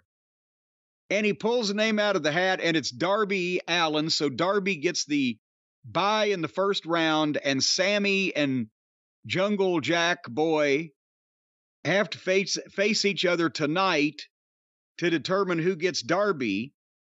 And here's another, they bleeped MJF saying that the production assistant that came out, it looked like he had pubic hair glued to his face. And then he said shit that they plainly didn't bleep or even didn't try to bleep. There's things going on with the language on the program now. I'm having a feeling they get a certain number of shits or goddams approved, and if it's not on the list, they're trying to bleep this shit. But anyway, it took us 15 minutes to get there. And again, if they're trying to appeal to young people, this looks like in this case, it looked like 3 teenage fucking skateboarding wrestlers, arguing with each other. But it didn't do anything for any of them, especially Darby. I thought is hurt the worst just by having to go through this. Instead of, if they'd have taken the same energy that they've spent trying to shoehorn Jungle Perry and Sammy into this thing in having a coherent, focused push for Darby as a underdog, defying all odds, winning getting a big singles victory, and then maybe another 2 or 3 weeks after that out of the blue, and verbal interaction that Darby and MJF have had already could have been figured into and you'd be building a money match instead of this fucking foolishness. If they do this, I guess 2-week tournament or whatever this is to build up to the pay-per-view and still end up with a 4-way, is it worth it to do all this? No, God, no. So they definitely can't do that. If they end up with a 4-way, then Jesus Christ, that will be a 4-way with all these jokers will not sell as well as MJF and Darby with a story and a reason and people caring about it. Then it's going to be the same audience that already buys whatever they buy or whatever they sell that just wants to see 4 guys diving off a fucking ladder.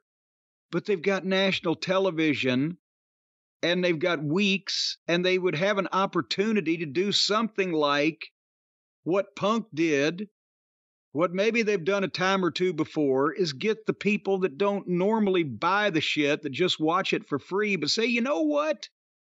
They've got me with this one. I might want to see this. I'll spend fucking whatever. The cock is free now, so I might as well pay for the pussy. Anyway. What? What a segue to the next match. Ruby Soso and Toni Storm with Saraya in the corner against Jamie Hayter and Dr. Britt Baker. And of course, they're in Britsburg, Britt's hometown. And remember, we're going to see a bunch of alleged violence tonight, attempted violence.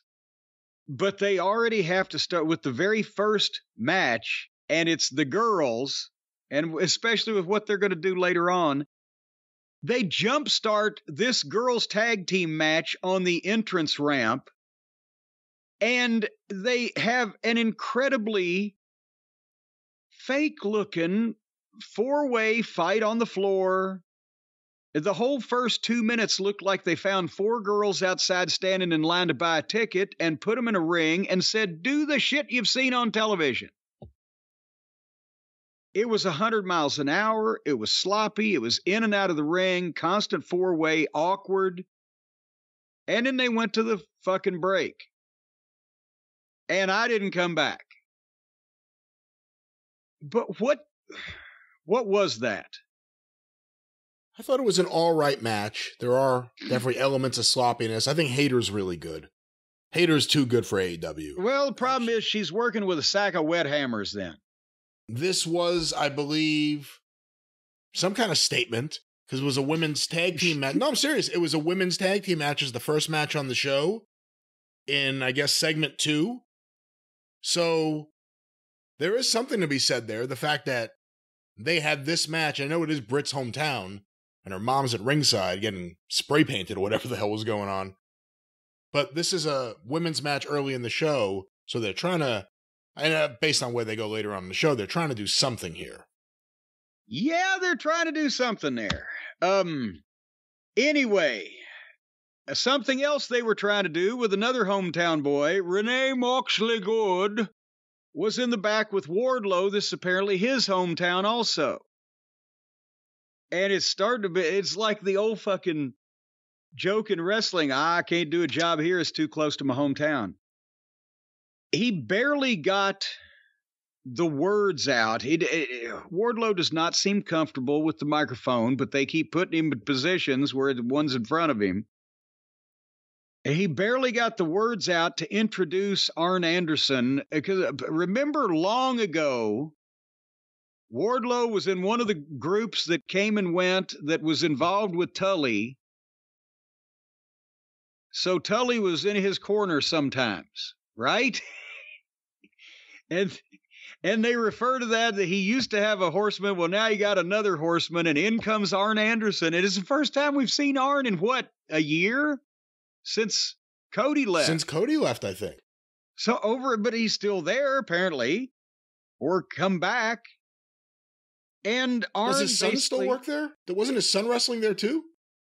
He wrestled there once. Or twice. That was over a year ago. Nevertheless, Arn basically said Tully taught Wardlow how to play checkers, and they're going to start playing chess. So now Arn's going to be in Wardlow's corner tonight against Hobbs, who is so already in the battle of cornermen. I think Arn outranks QT Marshall. This is 2 weeks in a row where Cody Rhodes is featured in one way, either mentioned or shown on this show. Isn't that weird? Well, and maybe they're trying to entice him back. Well, that's not going to happen. Who else shows up also, I think, was a friend of Cody's or was in Cody's group. Whatever. Nevertheless, we don't want to spoil the surprise. So the next thing out in the ring was Kenny and the Buckaroos.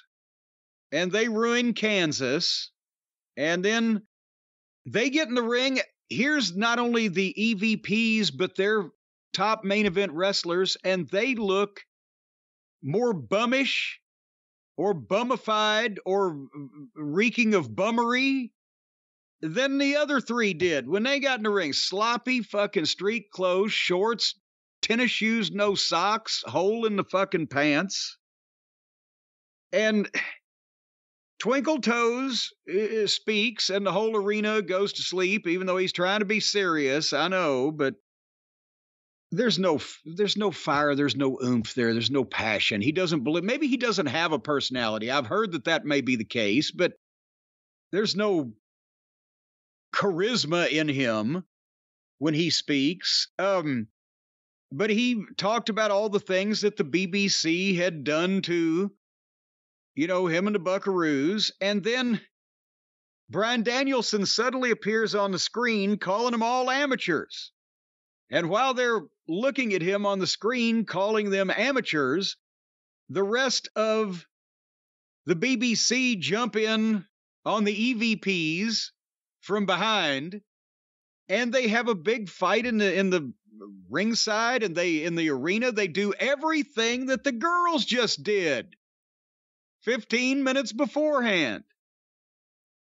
But this went on for much longer.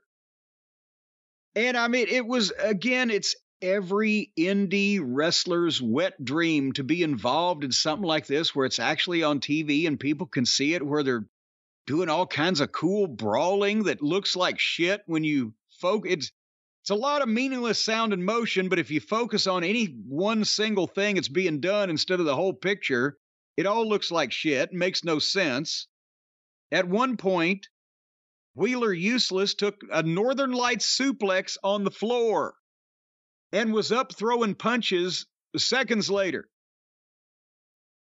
And Moxley would go down for things, but he'd come right back up. It's not like he sold anything. I sell nothing. I'm invincible. And then as the BBC is, finally is in firm control, Danielson comes out with the microphone and cuts a promo on him, or starts cutting a promo on him. I told you were amateurs.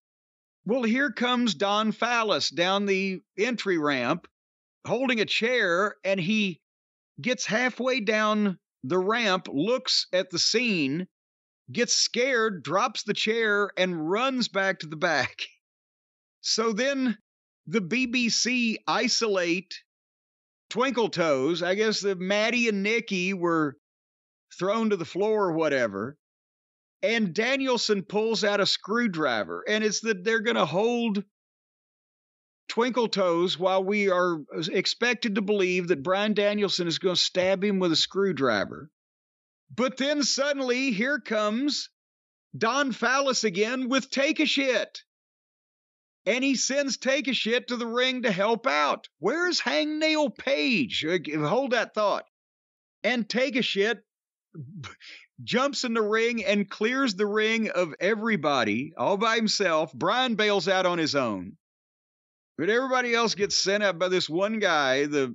And isn't that the Hangnail Page spot? Or is there trouble over in dipshit Cowboyville, Virginia? You would think that's the Hangman Page spot. Again, he got beat up by these Blackpool folks, and they have been, for a while, from what I understand, teasing things with Don Callis and Takeshita on various programs that they produce, so it's not outrageous that he went back and got him. Well, the whole thing was outrageous. Someone has to do the job. Somebody's got to get dirty.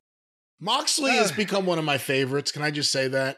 Oh, come on. If you go into it watching it knowing this guy's the worst fucking wrestler in the world, he's quite enjoyable to watch. You know he's going to fall down at least once. You know he's going to start throwing punches that don't hit or elbows that just look bad, but he's going to like grimace like he's really doing something. I've started to enjoy the awfulness in his wrestling. And the whole Blackpool Combat Club is just so ridiculous. And then Danielson now is like the leader of the whole thing. I get a kick out of that. I did want to ask you one other thing about this, though.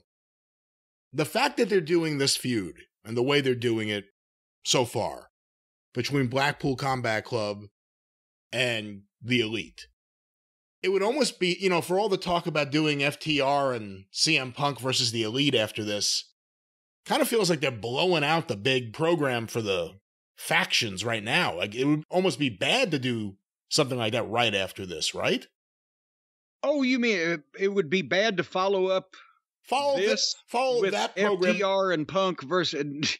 No, you always want to try to build and get bigger as you go along. And look, regardless of what they do between the BBC and the elite, it will appeal to they're preaching to the choir, as Jim Ross and many other Southern individuals would say.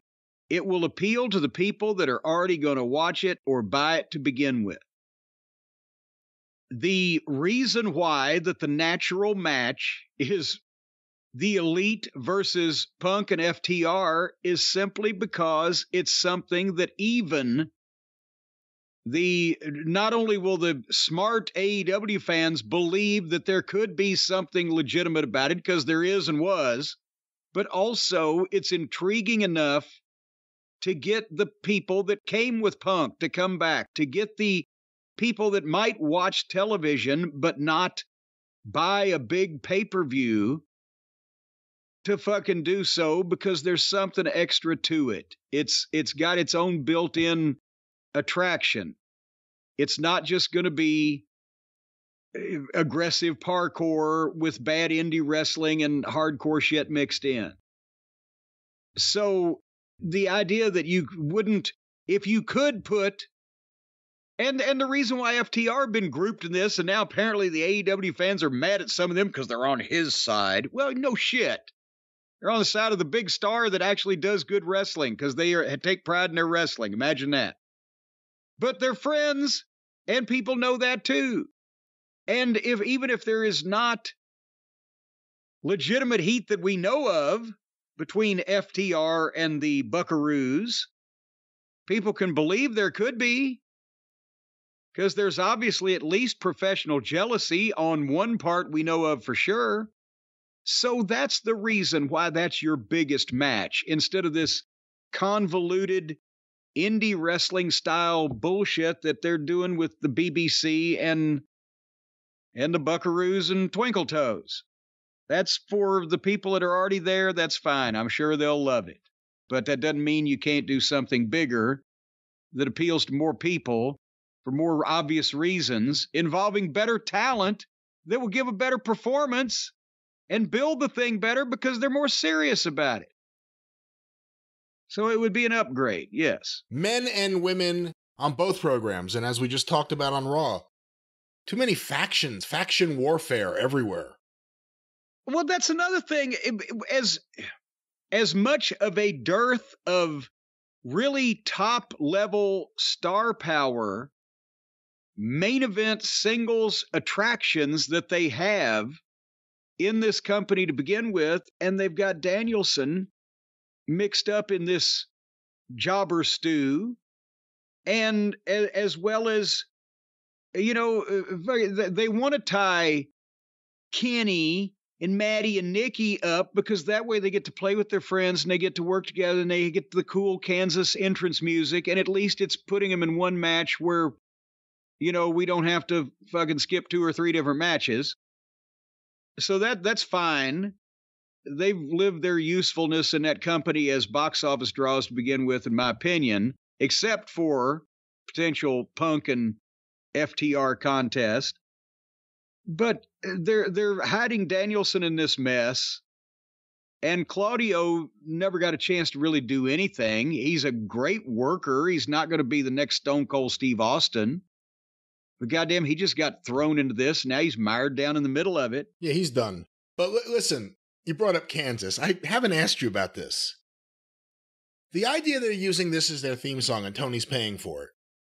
The visual of when the song first hits and they're on the stage in a silhouette, and then the song gets really big, and all of a sudden we see them, that works.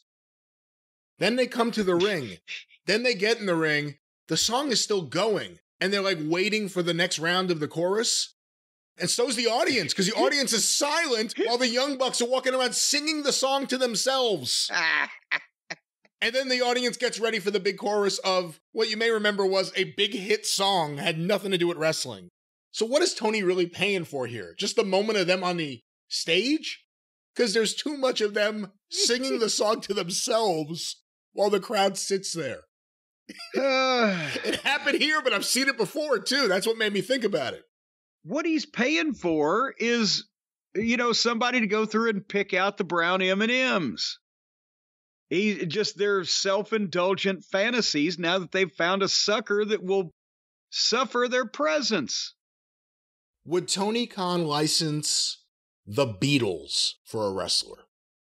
Well, what song? For who? It would have to fit really good, wouldn't it? Like if they said, "Hey, Tony, this would fit me really good." He'd have to have his arm twisted like that.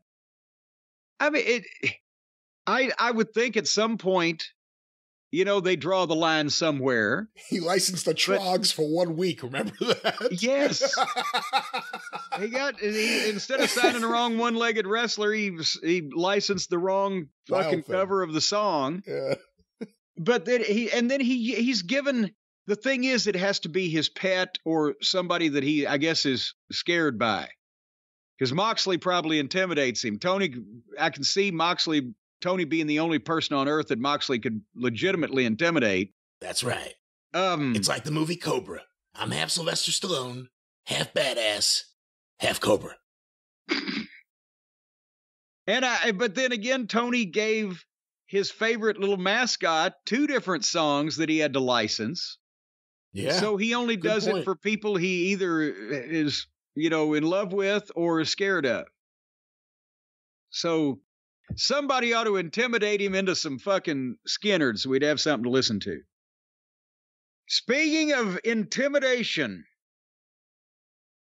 it used to be that if you had an intimidating professional wrestler like a Wardlow or a Powerhouse Hobbs, boy, that would be almost the easiest thing you could be handed as a booker. How in the world could I possibly fuck up getting this monster beast over? Well, the answer is quite simple. Just follow the Tony Khan playbook. Times 2. Times 2. Because first, Wardlow got over on his own, and then Tony kiboshed it by not knowing what to do about it. And then Hobbs, for a couple of weeks, 3 years into his employment, they finally decided hey, we might be able to do something with this guy. And then they put him with QT Marshall to make sure that he didn't get over. Somebody please do a meme of QT's face on an albatross's body.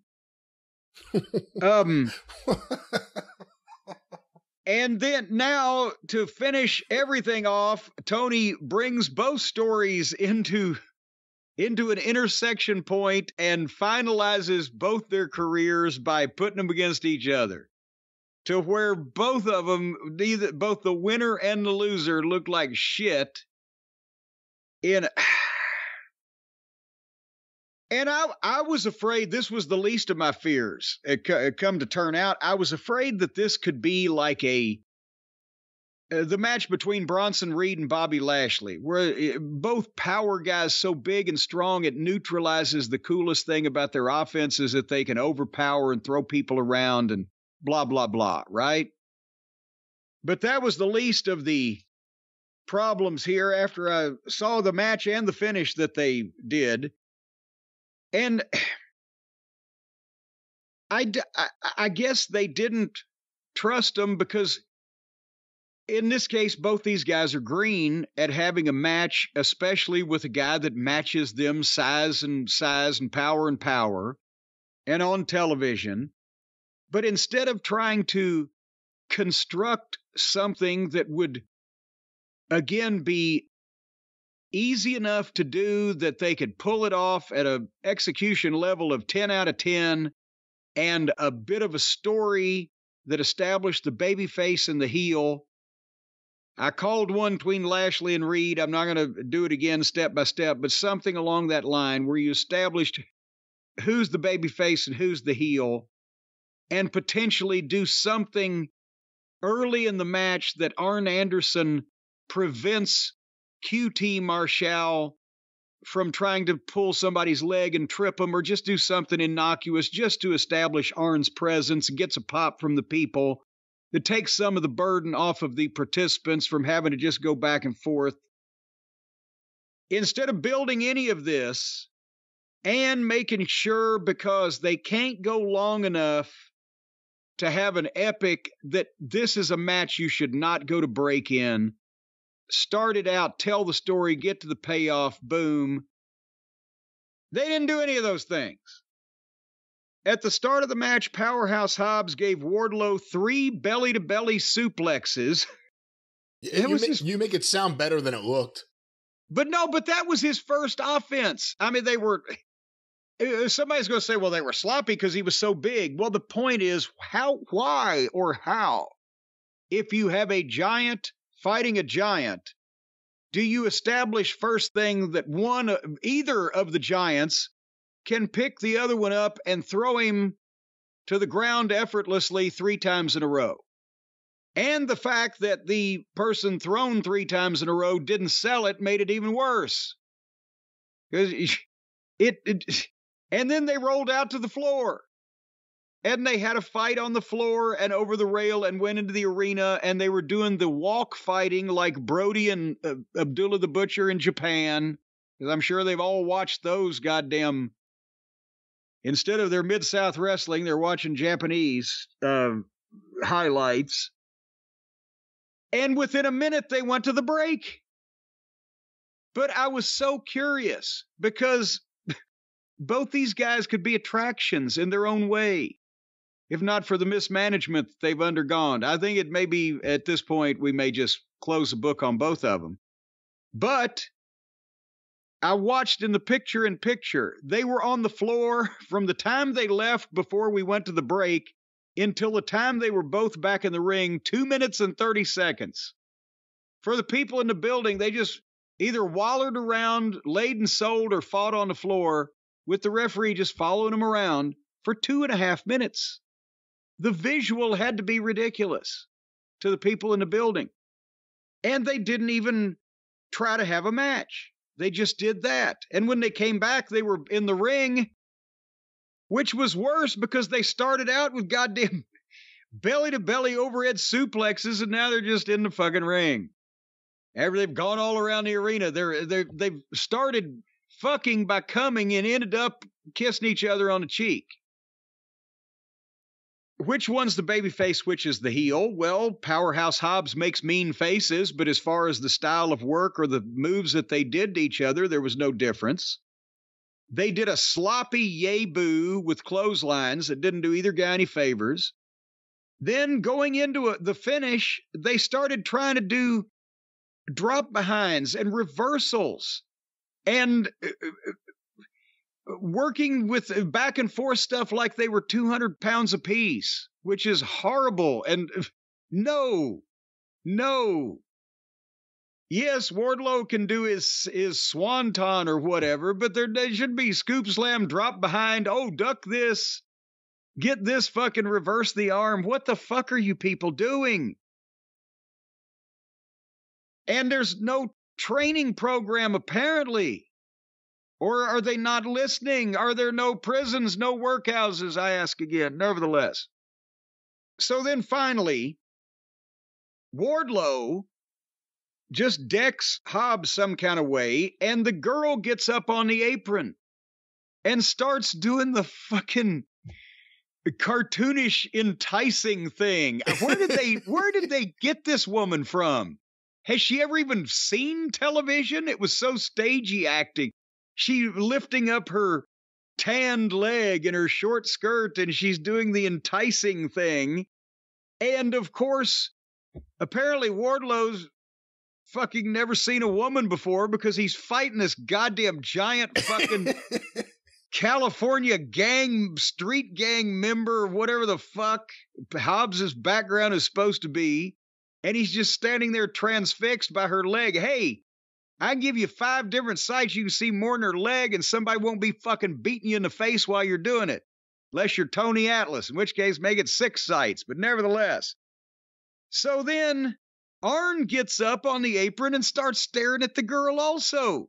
He's supposed to be playing chess, but he looks like he'd rather be playing sticky finger. And then he starts showing some leg.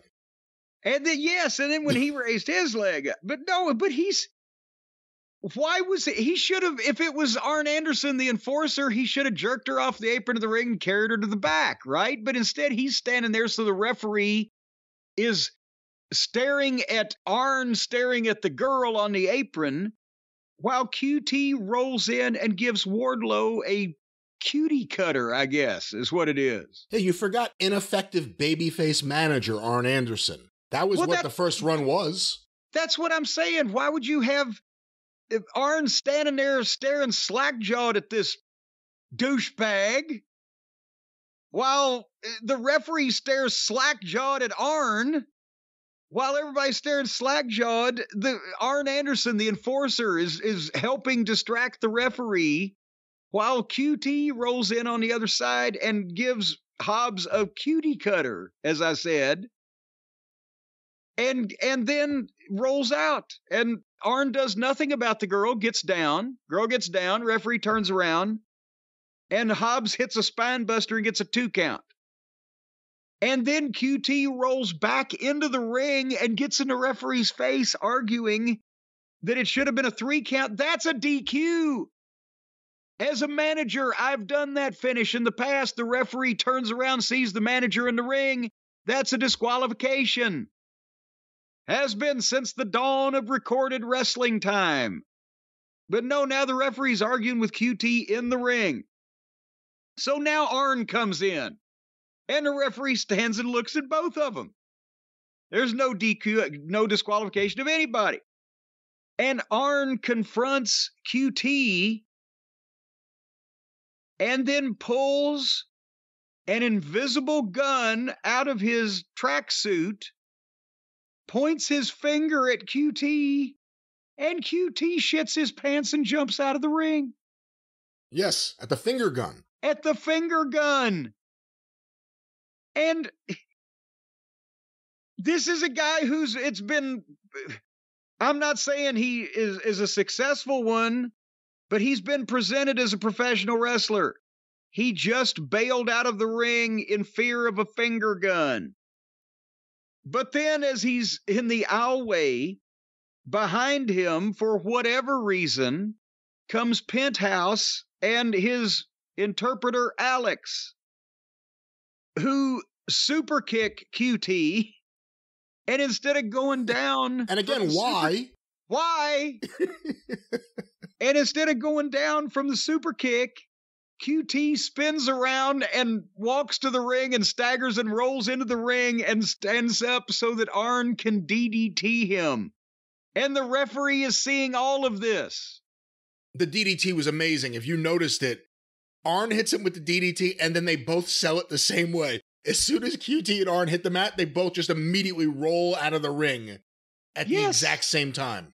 So QT doesn't sell it, he just rolls just like Arn did. Because they were supposed to. But remember, there's still a match going on. For the TNT, what is this fucking thing? The TNT title. TNT title, it's a title match. There's still a match going on after we've had the girl and Arn with the finger gun and QT and Penthouse, and Alex came out for moral support with Penthouse. Maybe they were handcuffed together. Maybe that's where they got the handcuffs later. Anyway, after all this has gone on right in front of the referee, then Hobbs and fucking Wardlow start wrestling again.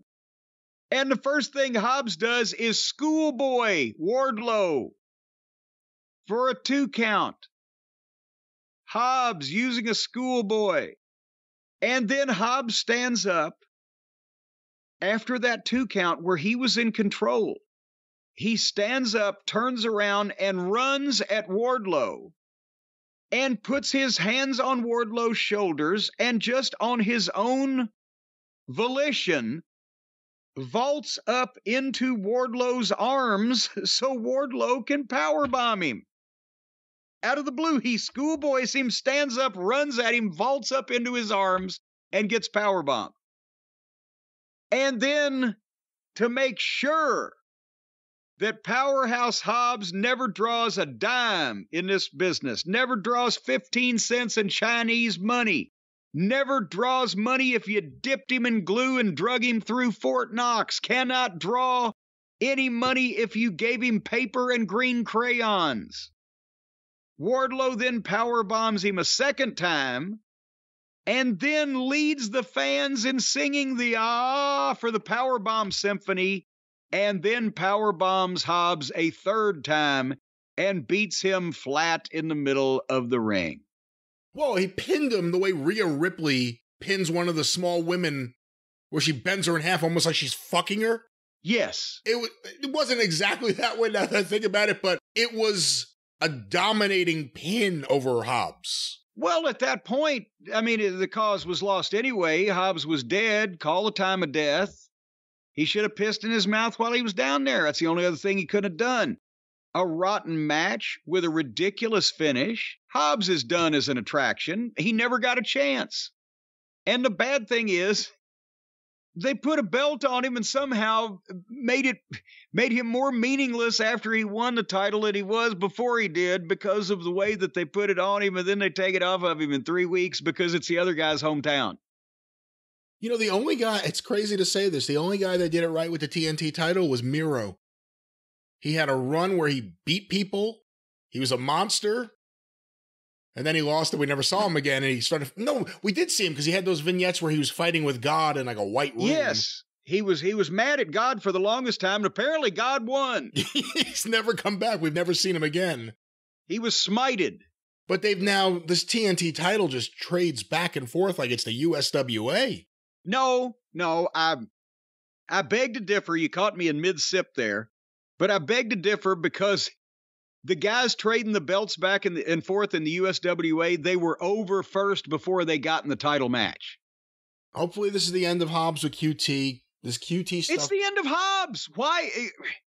The best thing they could do if he wants to be a wrestler at this point for a career is give him his release and let him go to a quality, if he can find one, quality training program. Maybe call up Mike Mondo and get some quality training in the psychology of a wrestling match and how to work as a fucking powerhouse. And then, if I was him, I would do everything I could to get a tryout for NXT while he's still young enough and can do this and is not, unfortunately, learning any more bad habits. Like, if they've sold this to him as somehow this was acceptable for his career, the thing with QT and the miscellaneous woman, the put the belt on him and take it off of him, the wait 3 years to do anything with this fucking guy to begin with, and then he gets a 3-week doomed to failure opportunity, and then you beat him like this. With Wardlow, who they botched everything with, and now when you hear him do a promo, it's like listening to Bob Backlund. Just it's so nice to be here and everything. Well, and see, but the thing is, when Wardlow, too many pronouns, when Wardlow got so over with the audience, they knew before we knew that he couldn't fucking talk. They should have never let him start talking. Well, I was going to say giving him a mouthpiece isn't the worst thing, even though he's now been exposed a little bit, but... No, not even a mouthpiece. If I'm saying he was popular, he should have been switched babyface. He was switched in a manner of speaking, babyface. But then he got in a feud with a fake lawyer and goddamn 20 miscellaneous fake security guards. That's right. That was the first thing he did after he won the title. He was ready-made. Get him in something interesting with a fucking slimy heel, and the heel has a friend, and one or both of them can talk, and you wouldn't have goddamn needed, you would have had a 2-on-1 situation in a lot of cases, which would have kept his explosiveness and given him a reason to sell. You could hear from him very seldom and only a fucking shouted sentence or two at a time that would have, you fed him ahead of time, that would have kept up his man of few words intensity, and he'd be power bombing job guys on TV every week or two. Well, where I was going was, if you're going to give him a mouthpiece right now, which I think he needs more than doing any promos by himself, or you just have him do no promos, obviously. To use Arn Anderson here, no disrespect to Arn, because I've always been an Arn fan, and he could still talk, obviously, but based on everything we've seen since the start of AEW, and no disrespect to you, although in a sense I feel the same way, Should we be seeing 60-plus-year-old managers who really can't do what managers do, let alone babyface ones at ringside who are going to be completely ineffective? No. And that's another point is that Arn didn't do anything before. They didn't have him. They didn't instruct him to do anything or give him anything really meaty to do. But at the same time, being in a babyface's corner, the only reason you should be in a babyface's corner is to counteract someone in the heel corner. And if you are to the point where, except in extreme cases of, and depending on what the big name is, there could be an exception to this rule. But if you're not capable as the person in the babyface corner of either getting the shit kicked out of you when the time comes and it's right, or kicking the shit out of the other guy, at least strategically at the big moment when it's called for, you shouldn't be there. And I could understand doing a thing where he trains with Arn or he gets pointers from Arn.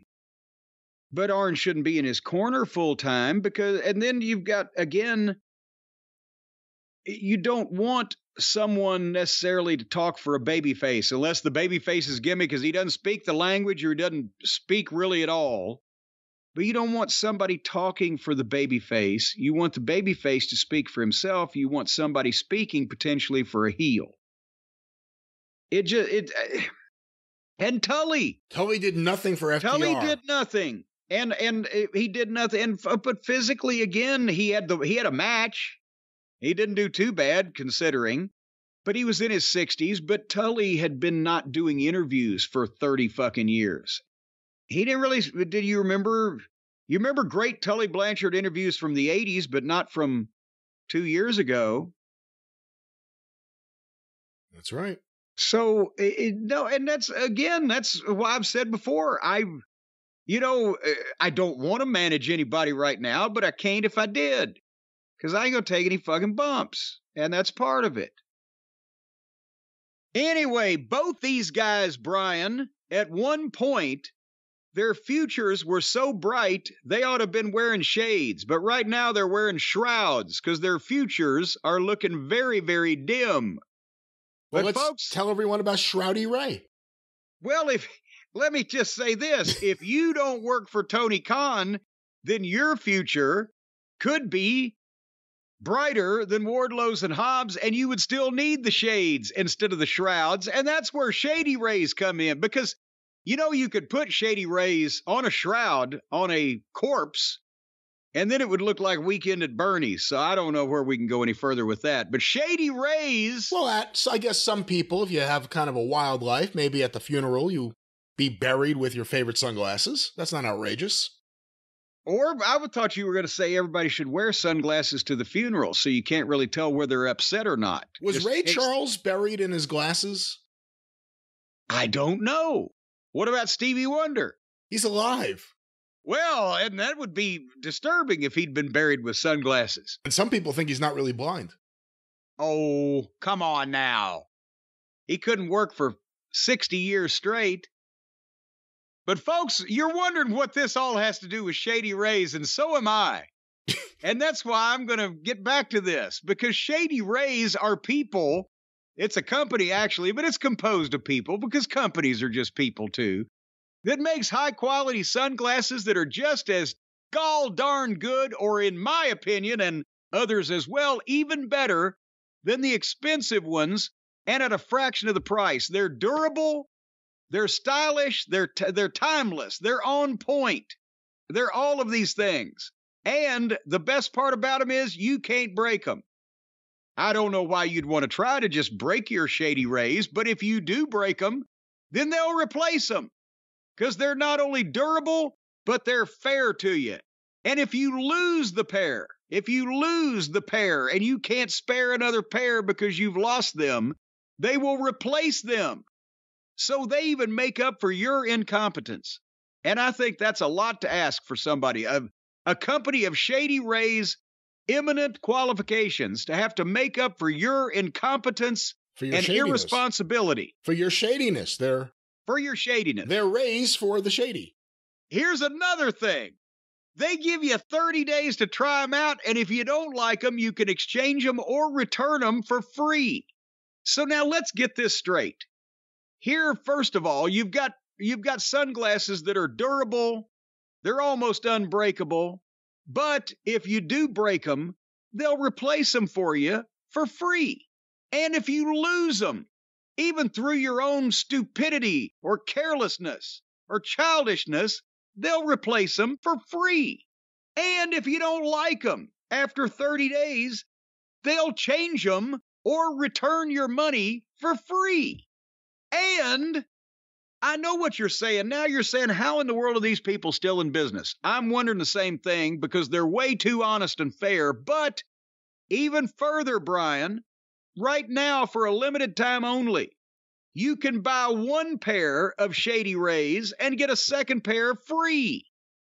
And then if you break or lose both of those, why then, my God, by extrapolating that down the line, somebody out there could potentially get 745,000 pairs of Shady Rays for the price of one. I'm pretty sure they would put their foot down and change the policy before things got that out of hand. Well, if you only want 177,000 pairs of Shady Rays for the price of one, folks, act now.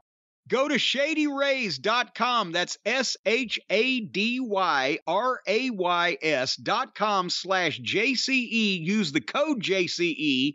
And as we said, for a limited time, you buy one pair of Shady Rays, you're going to get a second pair for free. And that way you can protect yourself from being out in the sunny places.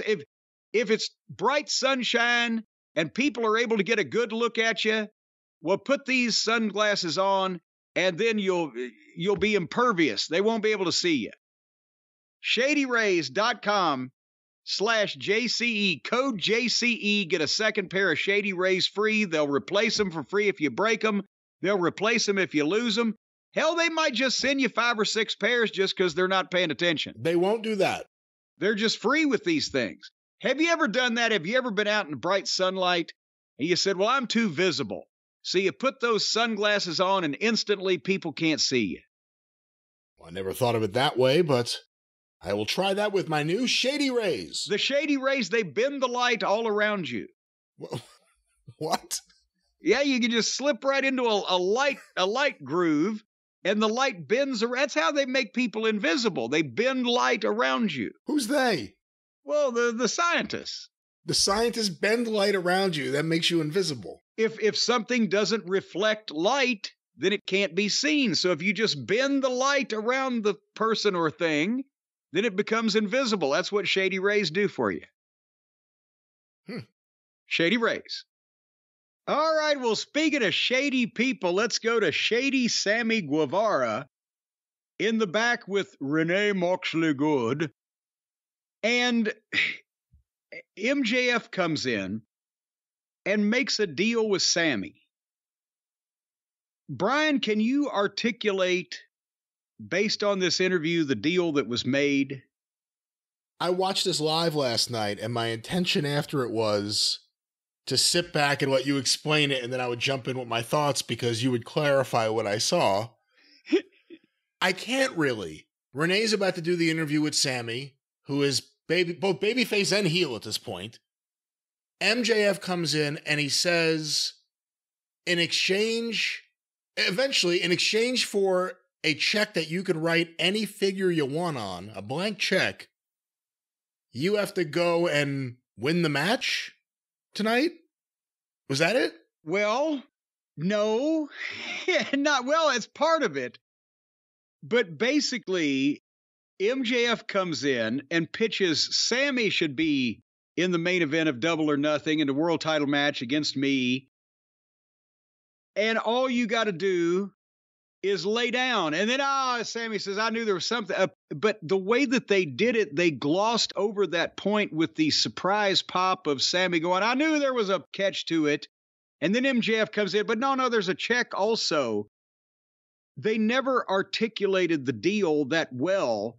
But apparently, the story is that MJF will use his influence to try to make sure that it's Sammy Guevara challenging him for the title at Double or Nothing in the main event and give him the blank check on the theory that Sammy will then lay down for him in the title match. But first, Sammy has to not only beat Jungle Jack tonight, but then he has to go on, and next week or whenever that match is, he will have to beat Darby Allin, and then he can be in the main event of the pay-per-view challenging for the title against MJF and get the blank check as long as he lays down, and I guess they do the one finger poke of doom or whatever, is the story they're trying to tell.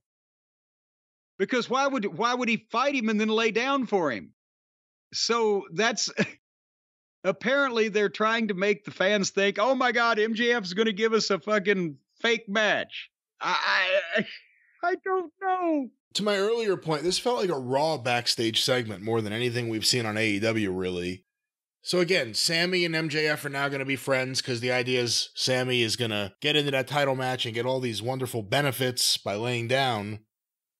I guess that's how you set up the four-way if you're going to still do it, right? Is the idea that oh, please, no, some at least figure comes out there after he beats Darby and says, this is ridiculous. You guys have already said your intention is for him to lay down for the finger poke of doom. We're not going to have it. Four-way match. No. For God's sake, no. It needs to be Darby against MJF. Darby needs to beat Sammy. But then Sammy will be mad and probably cost Darby the match, but at least we'll get a single match that we can watch instead of a four-way that I'll just fucking skip. So what do you do with Jungle Boy and Sammy on the pay-per-view? Well, again, Sammy would be involved in terms of screwing Darby out of his opportunity, and Jungle Boy can, I don't know, do they have enough people selling popcorn? Do they need somebody in the parking lot? Security? Whatever. I don't care. With the amount of references that have been made on TV now to Sammy's role as Jericho's flunky in character, the guy to, as he said, take the bumps. I mean, he said that on the promo last time. Do you see this as a way to break him away from Jericho and use him with MJF, or at least in that picture with MJF? Well, it doesn't have to be aligned with MJF to have interaction with him. I'm not saying line him up with him like they've suddenly become friends. If the heels use each other from time to time, but it could be used to get Sammy out of the group and make him a single attraction, because if Darby Allin challenges for the world title and loses, even if it's not direct intervention and just a cheap, unimaginative finish, but something that Sammy does creates a handicap or a stumbling block or whatever at the appropriate time that MJF capitalizes on, whatever the case, then you've got a natural Darby versus Sammy return match out of that, which can be a program. Well, who might get a title rematch? Well, Sammy still wants that. Blah, blah, blah.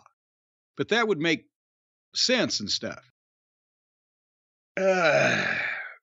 But anyway, we were at the top of the 9 o'clock hour, folks. That's where, if people are flipping by, and maybe if I stall long enough, we'll get the ratings. It's still so early in the day, I don't know if we'll get that. But where you think people are flipping by or changing channel or ending a previous program, you want to put the star power out. We talk about the top of the hour on Raw or SmackDown every week. Well, the top of the hour at 9 o'clock that they decided to show us was Jay Switchblade White versus Commander. And an unknown guy that's only just debuted in the company, 2 weeks ago or whatever, last week, against, for all intents and visual purposes, a Mexican mini. I don't know if this guy is Russian, Hispanic, Chinese, or Indonesian, but he's dressed like a luchador, and he's 5'3" and is introduced at 160 pounds. And Jay White, again, I watched this match because I wanted to see what all the fuss is about. Everybody, Jay White. It was a big deal to a lot of the AEW fans. They signed him. So I'm okay. It was a great idea for him to sell for this guy for the whole fucking match. Well, that's why I wanted to. Okay, here's the first match that this new star that they've signed, this hot free agent. So what makes him a star? What am I supposed to care about? What does he do? How does he conduct himself? Whatever. Well, what I saw was a guy getting his ass kicked by a kid in a mask. Or sometimes he turned into a guy standing around waiting to catch a cheerleader in a vaulting routine. He's in shape, Jay White I'm talking about. He looks athletic. He's got a nice visual look. His wrestling, his shit didn't look bad. His offense, but every time he had to cooperate with the aggressive parkour, or the fact that for the majority of this match, I was watching this dwarf kick the shit out of this guy. There was nothing done to get Jay White over as a star here, or to even tell you that he was supposed to be a star, except the announcer saying it while he was getting his ass kicked by an unknown midget. And the big spot in the match they built to was the jobber doing the tightrope walk. Well, what am I lying about? Just the way you run through it, it's amazing. He got Commander got two big false finishes, two big 2 counts, then got a submission hold on him, like a standing octopus. And then, okay, it's time to go home. Jay White just grabbed him and hit what I assume is his finish twice. Hit him with it once, pick him up, hit him with it again. And pinned him by the skin of his teeth. And what the fuck kind of debut is that for a guy that's allegedly going to be, okay, I can see him now, being competitive with El Fuego del Sol, or, any of the other guys they have on the roster that are 150 pounds or less. Well, except for Darby Allin. Darby Allin probably kicked the shit out of this guy. Because what in the world kind of debut is? And then Juice Robinson's in his corner. And somehow, here's a name from the distant past, Shawn Spears is shown numerous times in the front row watching this match. For what reason, I'm still in the dark about. And they just go out and pull Shawn Spears over the rail, and the heels beat him up barely until here comes Ricky Starks, and he hits and makes the save. So the Bullet Club, Jay White and Juice Robinson, they debut together. Jay White has a match. He barely beats a dwarf. He does an angle with Shawn Spears, and then they get run off by one fucking guy. This guy looks like a fucking threat to any championship to me. What about you, Brian? We saw Commander, I think, last week, because we saw a lot of these tightrope act. I remember you and I talking about it. We saw a lot of this stuff. And on its own, in a vacuum, in a fucking big top, whatever, it's impressive. But when you've seen it now 2 weeks in a row, and you can tell this guy needs to get his balance, and he's the one spot, I mean, now people have isolated it, where he has Jay White's arm and he's just jumping from the middle rope to the top rope to the middle rope to the top rope. Yes. Why doesn't Jay White yank this motherfucker off the rope? Jay White just stands there and lets this happen. Jay White could have yanked him at any time. He's standing there transfixed by the scene unfolding in front of him, forgetting that the guy's got a hold of his fucking arm. I thought when this match started, because we saw Commander and we saw what his routine is last week, what an interesting way Tony's going to get Jay White over on his debut here. He's coming out there. Oh, he has Juice Robinson with him. All right, even better. This Moondog is going to cheat to help the heel beat the really small guy. Okay, that works. They established who he was last week. They just have to screw him out of one of those tightrope spots and people start booing, and then you beat him. And then it got competitive. Not even competitive. Jay White sold the whole match as a heel. I think he's a heel. As a heel, with another heel at ringside in his corner, he just let this guy run circles around him until the very end. Shawn Spears and Juice Robinson.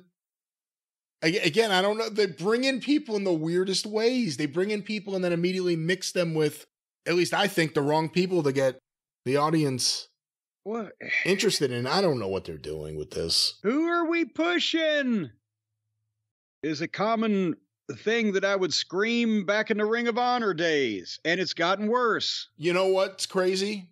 This show has not been very good, and that is another Gardner going in the background, a whole unique, different crew.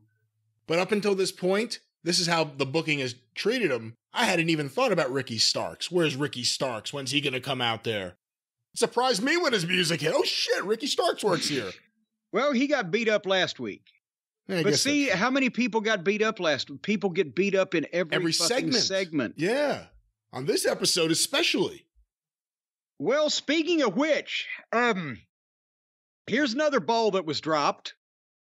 Remember when Mark Briscoe could have been pushed to the moon and would have easily been bought by the AEW fans as a top singles guy and would have been the most popular guy in a promotion if it was every week something was done right after the initial thing, and that's all that momentum has been lost, and FTR is standing there. They've just signed a new contract apparently,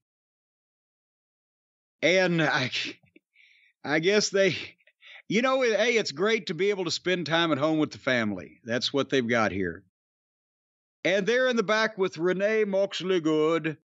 And she not only tells them this information, but then says, well, here, watch it on this screen right behind me. And they show a VTR of Mark Briscoe being attacked earlier in the day. And this is the first FTR's heard about it, and they're shocked, and they run off 30 feet to the fucking trainer's room where there's Mark being worked on by the doctors. So apparently they had their Raycon wireless earbuds in. I wish Raycon was on the program today. What a transition. And by the way, Mark seemed fine. Mark seemed fine. He was sitting there, sitting up. No bandages, not any blood. He said, I'm okay. I'm ready to go. But the doctor or whoever is saying, no, you can't. And here's where it got complicated, because now there is Mark Briscoe sitting there with the trainer or the doctor, whoever. Jay Lethal, Sanjay Dutt, Jeff Jarrett, and Zippy the Giant Pinhead are in the room. And then there's FTR on the other side of the room, and Mark says he's fine, but the doctor won't let him wrestle. So Mark wants FTR to team with Jarrett and Lethal. And I wrote, what is happening? And we find out this is a match that's going to be on Rampage, not even in this program. Not even the normal Rampage day. But besides that, even if Mark ain't okay right now, he might be okay by Friday or Saturday. And because Mark is out, he wants these two guys to take his place, teaming with Jeff Jarrett and Lethal in what we now understand is an 8-man tag. Well, who was going to be the third partner on Mark Briscoe's side anyway, and why was Mark Briscoe teaming with heels like Jeff Jarrett and Jay Lethal? And what the fuck is going on? I have no answers for you other than the gardener that's here now is my gardener. It's Julio and the boys.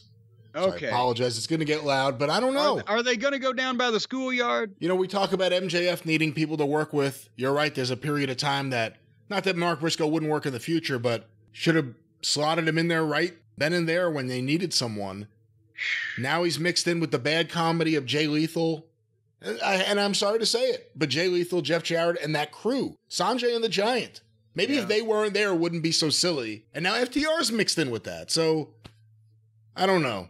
Jeff Jarrett and Jay Lethal without Zippy and Sanjay, and just a presentation could be it would be the best in-ring working tag team, heel team in AEW, and would be a great match with FTR. But with all of this falderall, and I don't know what the fuck. Well, next up was the long-awaited first time ever face-off between Chris Jericho and Adam Cole. Who's longly awaited it, you might say? Probably Jericho. He's been anxious to sap some of that good Adam Cole fucking adrenochrome. I mean, they got in a ring, and this was I will say, probably the most WWE style thing. They got in the ring, both of them with microphones, and Adam Cole, always a fan of Jericho, always had respect for him. They shook hands, and then Jericho says, well, I've got zero respect for you. I think you're an arrogant son of a bitch. And then Adam Cole says Chris is a jagoff, an insecure, stupid idiot. And Jericho tells him off and says, get out of my ring. And Adam says, what you going to do about it? And Jericho shoves him, and Adam Cole gets on him. And then here we go. And I went through all of that because with this, it wasn't really important what they said, and they did a fine job of what they were doing to set up their argument. Adam Cole's very well spoken.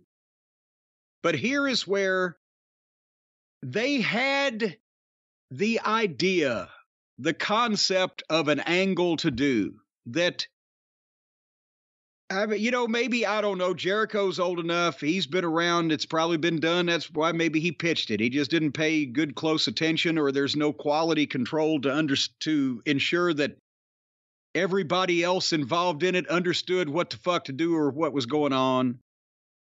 That sometimes happens, that these guys these days, or Tony as a booker with ADD, takes a moment or a thing they remember and think they know the whole setup to, execution of, and fallout from a particular kind of angle. In this case, what they wanted to do was a variation on the old, we're going to make the babyface watch as we hurt or punish someone dear to him angle, right? And I mean, that's as old as wrestling. And it was the flavor of that angle was something that Dusty'd do, Watts would do. I've seen it in Tennessee. It's an old time territory angle. And it has many multiple variations because it depends on who's involved. The only thing you really need, the thing you most need, is you have to have a top babyface with an affiliation with, a relationship with someone weaker, lower on the card, younger, more sympathetic, and that's the person that is punished to get at that top babyface, whether it is a protege, whether it's a child or a younger brother, or even just, a young protege they've taken under the wing, whatever the case. I remember Chief Thundercloud and Danny Little Bear, when they were a team for a couple of years. They did this, I think, in Nick's End and Tennessee and Memphis End also. Chief Thundercloud, one of his sons was their drummer boy. Actually, I think he had two sons at various times. One or the other, both of them did it, Chewy and Chato. But anyway, the heels, in this case, I think it was Dutch Mantell and David Schultz, attack and beat up this 15-year-old drummer boy. He's the one that accompanied him to the ring. They were baby faces, but when they'd get in trouble, he would beat on the drum and the fans would make noise, and that would spur the Indian to get up and make a comeback. Or, I mean, we stole it and upgraded it, updated it in Smoky Mountain 30 years ago with Jake the Snake and Dirty White Boy. Everybody in Knoxville knew that the Dirty White Boy and the Dirty White Girl, Kim, who had been involved with Continental Wrestling and on programs for years, they were married for real, together, a couple. So Tony Anthony gets handcuffed to the top rope, and Jake the Snake DDTs Dirty White Girl right in the middle of the ring, right in front of him. He can't do anything about it. And then, of course, Jake no-shows, and he never did do anything about it. Poor White Girl went unavenged. But so that angle is old and has been done in every territory over the period of time. They had that idea. The problem was in the execution, and because they made it complicated, and because, again, I know everybody knows Adam Cole and Britt Baker are together, but unless, and you have the rule that a man can't do something to a woman, especially with a kendo stick. But if you have that, then this was not the place to do this particular angle, because what they did was when Jericho gets in a fight with Cole, Garcia comes in and they start beating up Adam Cole. And then Britt Baker comes in and pulls Jericho off of Adam Cole and slaps him in the face. And now at that point, if they wanted to do this angle, then honestly, fuck the kendo stick. Jericho should have just put the goddamn walls of Jericho on Britt. Because they could have never done that. Well, but think about this. How many Boston Crabs have ever been used in a domestic dispute? You're not punching her. You're not hitting her. Scoop the ankles, turn her over, and put a Boston Crab on her. Explain to me how that. You can't say it without smiling and laughing. I hear it in your voice right now. What would the network say? My advocation is don't do this angle then. But if they'd have had Jericho put her in the Boston Crab, that may have been one thing. But nevertheless, here's what happened. Why not hit her with the Judas while he's at it? Well, no, but see, that's a strike. A scoop slam. A scoop slam on a... How many times you have a full scoop slam in a fucking domestic dispute? And I've always thought the turning over the knee and spanking if it was a heel girl, but that wouldn't have worked here. But nevertheless, what they did was as soon as Britt slaps Jericho, Saraya, Toni Storm, and Ruby Soso come out from underneath the ring and attack Britt. And they're the ones that then beat Britt. So now he's mixed what's allegedly a top angle, Jericho and Cole, in with the fucking girls program. And besides that, the execution of this, what I'm about to say next, did you see how they handcuffed Adam Cole to the bottom rope? And have you ever seen that? Was he actually handcuffed? Because it looked to me like he was holding the rope, that he could have gotten up at any time. Was he handcuffed? No, he was holding the rope because he had no choice, because they handcuffed him literally to the rope. And those were not handcuffs, those were leg shackles. Oh. And the reason you can tell the difference is because handcuffs have, police issue handcuffs have either 2 or 3 links of chain in between the cuffs, or elsewise, they don't have any chain. They're those stiff kind that join together, and you can't work with those at all. You can't move in those. Your hands can't turn. You can't use those for working purposes in wrestling at all. The handcuffs that have 2 or 3 links of chain in between them are a little awkward, but those are regular police issue handcuffs and you can work with them. But the leg shackles have that foot or 18 inches, well, probably a foot of chain in between them, because you have to walk with those, right? That's why you never find handcuffs that have that much chain in between them. Those are leg shackles. That's first of all. Second of all, what he did was he put Adam Cole's wrist right next to the rope and put one end of the cuffs around both the wrist and the rope. So effectively, Adam Cole was handcuffed to that bottom rope to the point where his hand was in a place where all he could do was fucking hold on to the rope. And that's... Okay, imagine this. When you're going to handcuff somebody to the... Say, handcuff so-and-so to the top rope so that we can do this angle. Well, unless you specifically tell the guy and show the guy how to do it, chances are they're going to fuck it up if they've never done it before or never been told how to do it right. I've seen if somebody take a pair of handcuffs and handcuff one cuff around the wrist, right? And then handcuff the other cuff to the top rope or to one of the ropes. Well, that doesn't work, because then the guy can walk the full length of the ring up and down in front of the rope. See what I'm saying? You can slide the handcuff down the rope. And so he still can't get to the middle of the ring, but it's a bad visual because he's not restrained in a specific area. He has too much freedom of movement for the visual you're giving the people to be that he's confined. This, the way that they did it, Cole was down on his knees at the bottom rope and couldn't really move at all, which is too much confinement.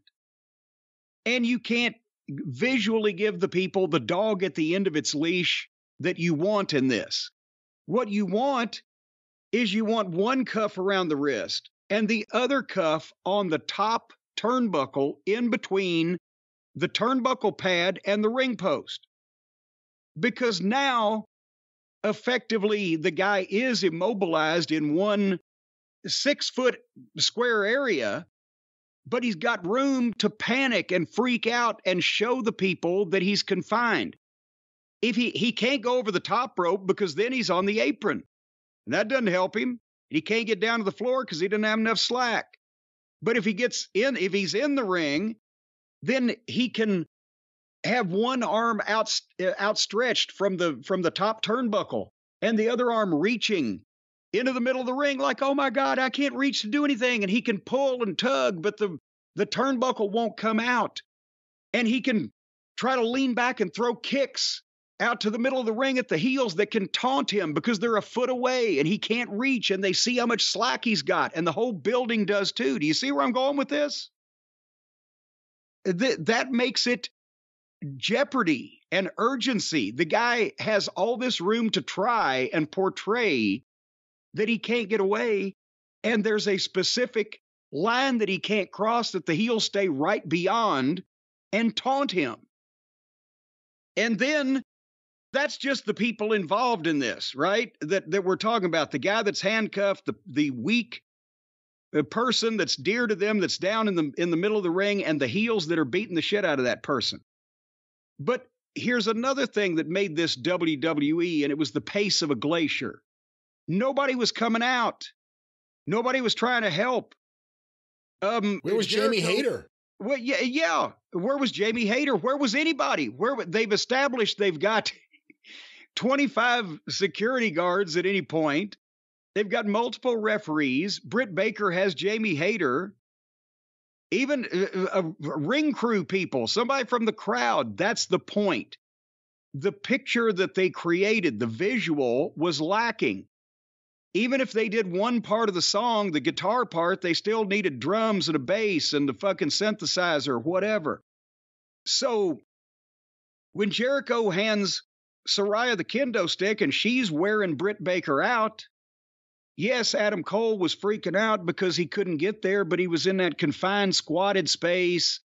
And then, and the thing is, when the guy's allowed to be on his feet, handcuffed to the top rope, then you can go in and kick him and put him back down on his knees, and he can sell, but then he can get up, but he can't reach, and blah, blah, blah. But meanwhile, nobody was coming out. And in the territory days, yes, it was easier. I will give them that, because the fans knew there was only 8 other baby faces in the building, or they knew there's only 2 referees for the night, or the promotion didn't have its own security. They used uniformed police officers that didn't get in the ring unless one of the fans did. And the fans had seen that, and they knew that. But at this point, if Hayter could have run out, there's 3 girls in the ring, plus there's the Jericho heels. One of the girls wipes Hayter out, plays King of the Hill. But maybe also you bring a couple of referees out, and they're trying to help, and they're trying to get around the guy that's handcuffed. But there's a kendo stick in the ring. One of the heels takes kendo stick and is reaching over the top rope and smacking away at the referees. In the territory days, a lot of times you would have the guy that was known as being the ring crew guy. He'd come and he'd get up on the ring apron and try to start unscrewing the top turnbuckle so that it could come out so the cuff could be switched or slipped off. But the heels would keep him away, and they'd play King of the Hill with anybody else trying to come in as the bell was ringing. And the baby faces underneath on the card, they are coming back out. Maybe a main event guy doesn't come out until after it's all over with, and then he runs out with one boot on or shower shoes on and shampoo in his hair to explain why that he didn't come out and make the save because he had just wrestled and was in the shower when all this went going on. And through all of that chaos and urgency being portrayed at ringside, and if a guy was tied in the ropes instead of cuffed, then I've done this finish and I've seen it before. you'd send the ring crew guy to go under the ring and get in the toolbox and either come out with bolt cutters or a fucking knife and cut the rope or cut the fucking cuffs. But it would be too late because the heels were urgently doing this after taunting the babyface when they see people coming out and trying to intervene and they're starting to knock them off. Then they get their business done. And then somehow that one babyface that's been trapped gets loose, or too many people come in the ring and the heels bail with no contact. So they leave with their heat, but they don't just finish what they're doing like they did here and just stroll off with nobody ever having tried to hinder their fucking criminality. So this was just part of an angle that somebody remembered somebody telling the story of, but nobody knew how to execute the fucking thing to where it had any impact and made any difference or looked any different than anything else. Does what I said just make any sense? It makes a lot of sense. Cole looks so weak, just sitting there, holding the rope while he's, as you're saying, cuffed to it, but it looked, because you see the giant chain and the other cuff on the ground, it looked like he was just holding the rope. Yeah. And he's saying, please let her go. Let her go. Who's he saying that to? Jericho or the girls? Like, it was a situation. He had no power over anyone. It was a situation that it was no way to make it work well, I don't think. And there goes Julio and everyone right behind me. This wasn't necessarily done, I think, too well. Now, to be honest, there are a lot of fans who think this was really great, that it was well done, that this is going to really make people want to see Adam Cole get his hands on Chris Jericho, and I guess Britt Baker get her hands on the Outcasts. What do you think of that argument? Well, again, they've mixed a main event singles level program with Cole and Jericho in with the girls angle. And how's that? They're going to have a fucking 8 or 10 person with a couple of Jericho's guys and the Ruby Soso and Tony Storm against Britt and Hayter and Cole and whoever the no mixed match. It'll be Jericho and Saraya against Britt and Cole. Oh my God. And see, that's going to be rotten. And so they decided they were going to do this, and then they put everybody else into it that they had to put into it, and they watered it down, and they didn't know how to execute, and nobody's probably ever seen it before done live in person properly. And if people liked it, well, imagine what they would have thought if they'd have seen it done properly in person before they saw this. Hey, once again, you want to give someone a chance. This is the second time they've debuted Adam Cole, and I'm so unimpressed with everything they've done with him. And he looks weak. And I know there are people that watch that reality show that say if you watch that, Cole and Britt come off like the biggest, especially Cole, like the biggest baby faces. There are people that don't think Britt came off well, but I've had people tell me that if you want to hate Britt Baker, watch that program and you will hate her by the time it's over with. Well, I've also heard some people think the other way. Other people think Sammy Guevara comes across as very sweet and charming on that show. I mean, a lot of people have different thoughts about it, but I don't like the way they're using Adam Cole. And again, he's another one of these guys that Tony Khan loves maybe more than most wrestling fans would. But I guess the point is, before we move on quickly, when they try to redo these angles from the past and nobody has the context on what instigated them, how they were done, how exactly they're executed, how everybody needs to play their part, and what comes out of it. It's like when Shitstain, he remembered Piper hitting Snuka with the coconut.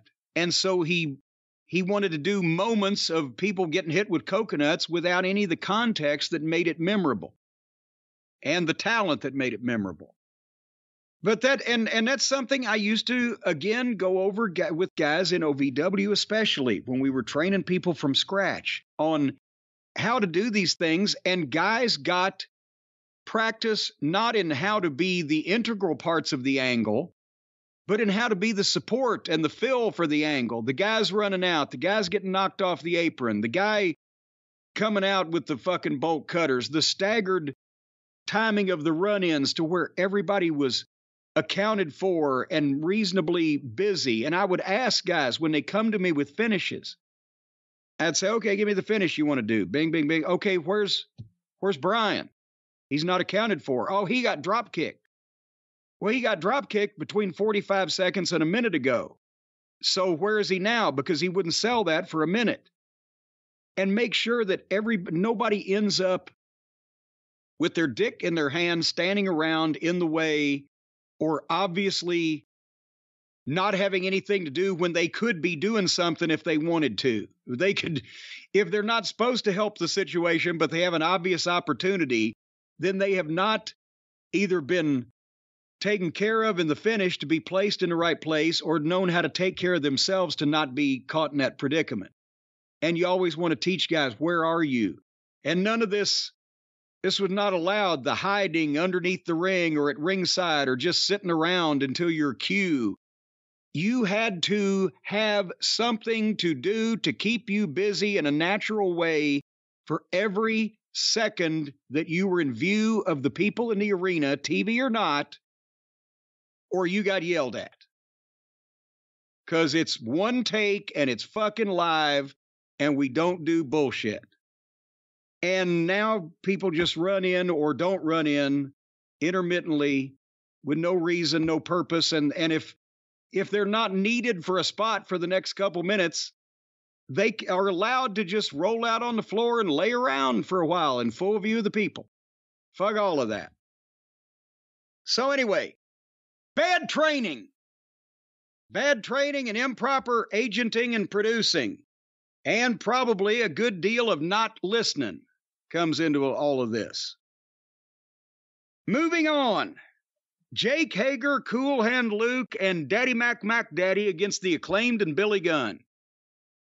And I don't know what Caster said, but it's the first time I've ever heard them bleep his rap or blap his reap. They bleeped his rap. The heels jumped the baby faces before the bell. They went a minute and they went to the break. They came back, immediately gave a tag to Billy Gunn. He made a comeback. They stopped him. Cool Hand Luke hit his partner Mac Daddy by mistake with his comb. And then Billy Gunn broke Cool Hand Luke's comb, which was the biggest pop of the match, I think. And then Acclaimed hit their finish, 1, 2, 3. Now they've just, the people like the Acclaimed so much that Tony feels like they have to see them, but he has nothing for them to do, so they do this. Any comments? Can't add too much to that. I don't think anyone really wanted to see this as much as they wanted to see the Acclaimed, like he said. Caster got a nice pop for the tag at the end to do his elbow drop. You know, I think you got to do something different with them now. They got over with the Scissor Me Ass Daddy. How long do you ride that now? Well, the thing is that what is it, Scissor Me Daddy Ass? Scissor Me Ass Daddy. Scissor Me Timbers. You can still do that because as long as the people like it, but if they were involved with or doing something else besides that. They're becoming only that, I guess, is the problem. Yeah, because that's all. And he's got no other tag teams. And the tag teams that he did have are now 3-man teams, so they can go for the EVP's 6-man tag team fetish title. And he didn't know. Tony didn't know what to do with them after they got over, so he decided, I won't do anything. And plus, as we said, he had a green tag team that he had no choice but to put in with other green teams, and I think that hurt him. And he had no choice because he won't use teams unless they're green. It's not easy. Let's get to the main event. It's not easy being green. Boy, howdy. Speaking of greenery, the main event of the evening, winner will go on to face Darby Allin. The winner of that gets MJF. MJF has given Sammy a blank check to win this thing and then lay down for him in the main event of the pay-per-view, which if people thought that's what they were actually going to see, they wouldn't buy it. So we know that. But anyway, at the bell between Sammy Guevara and Jungle Jack Boy Perry, Jungle Boy drop-kicked Sammy straight to the floor and hit a dive 5 seconds in. Threw Sammy back in the ring, and Sammy jumped up and dove out on Jungle Boy 5 seconds later. And then Sammy threw Jungle Boy in the ring and jumped up on the apron and stood there so that Jungle Boy could run all the way across the ring, jump over the top rope, put his legs around Sammy's head, and Hurricane Rana him off to the floor.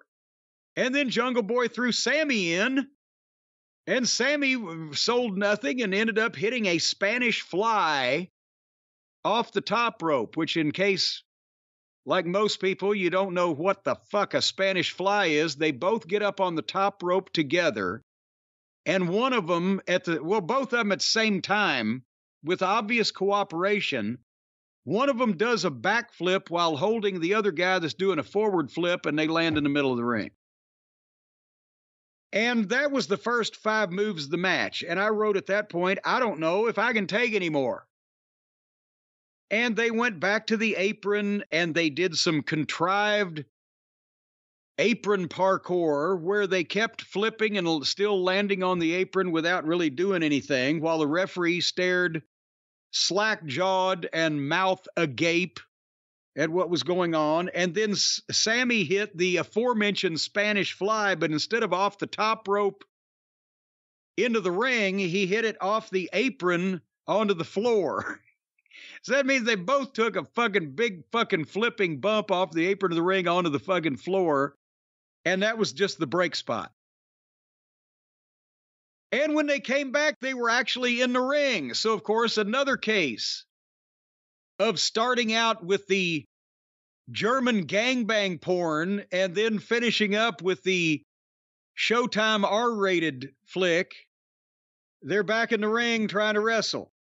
And I fast-forwarded that shit match where I saw a bunch more flips and big moves that nobody was selling. And then finally, the finish was that Sammy drop-kicked Jungle Boy off the top rope.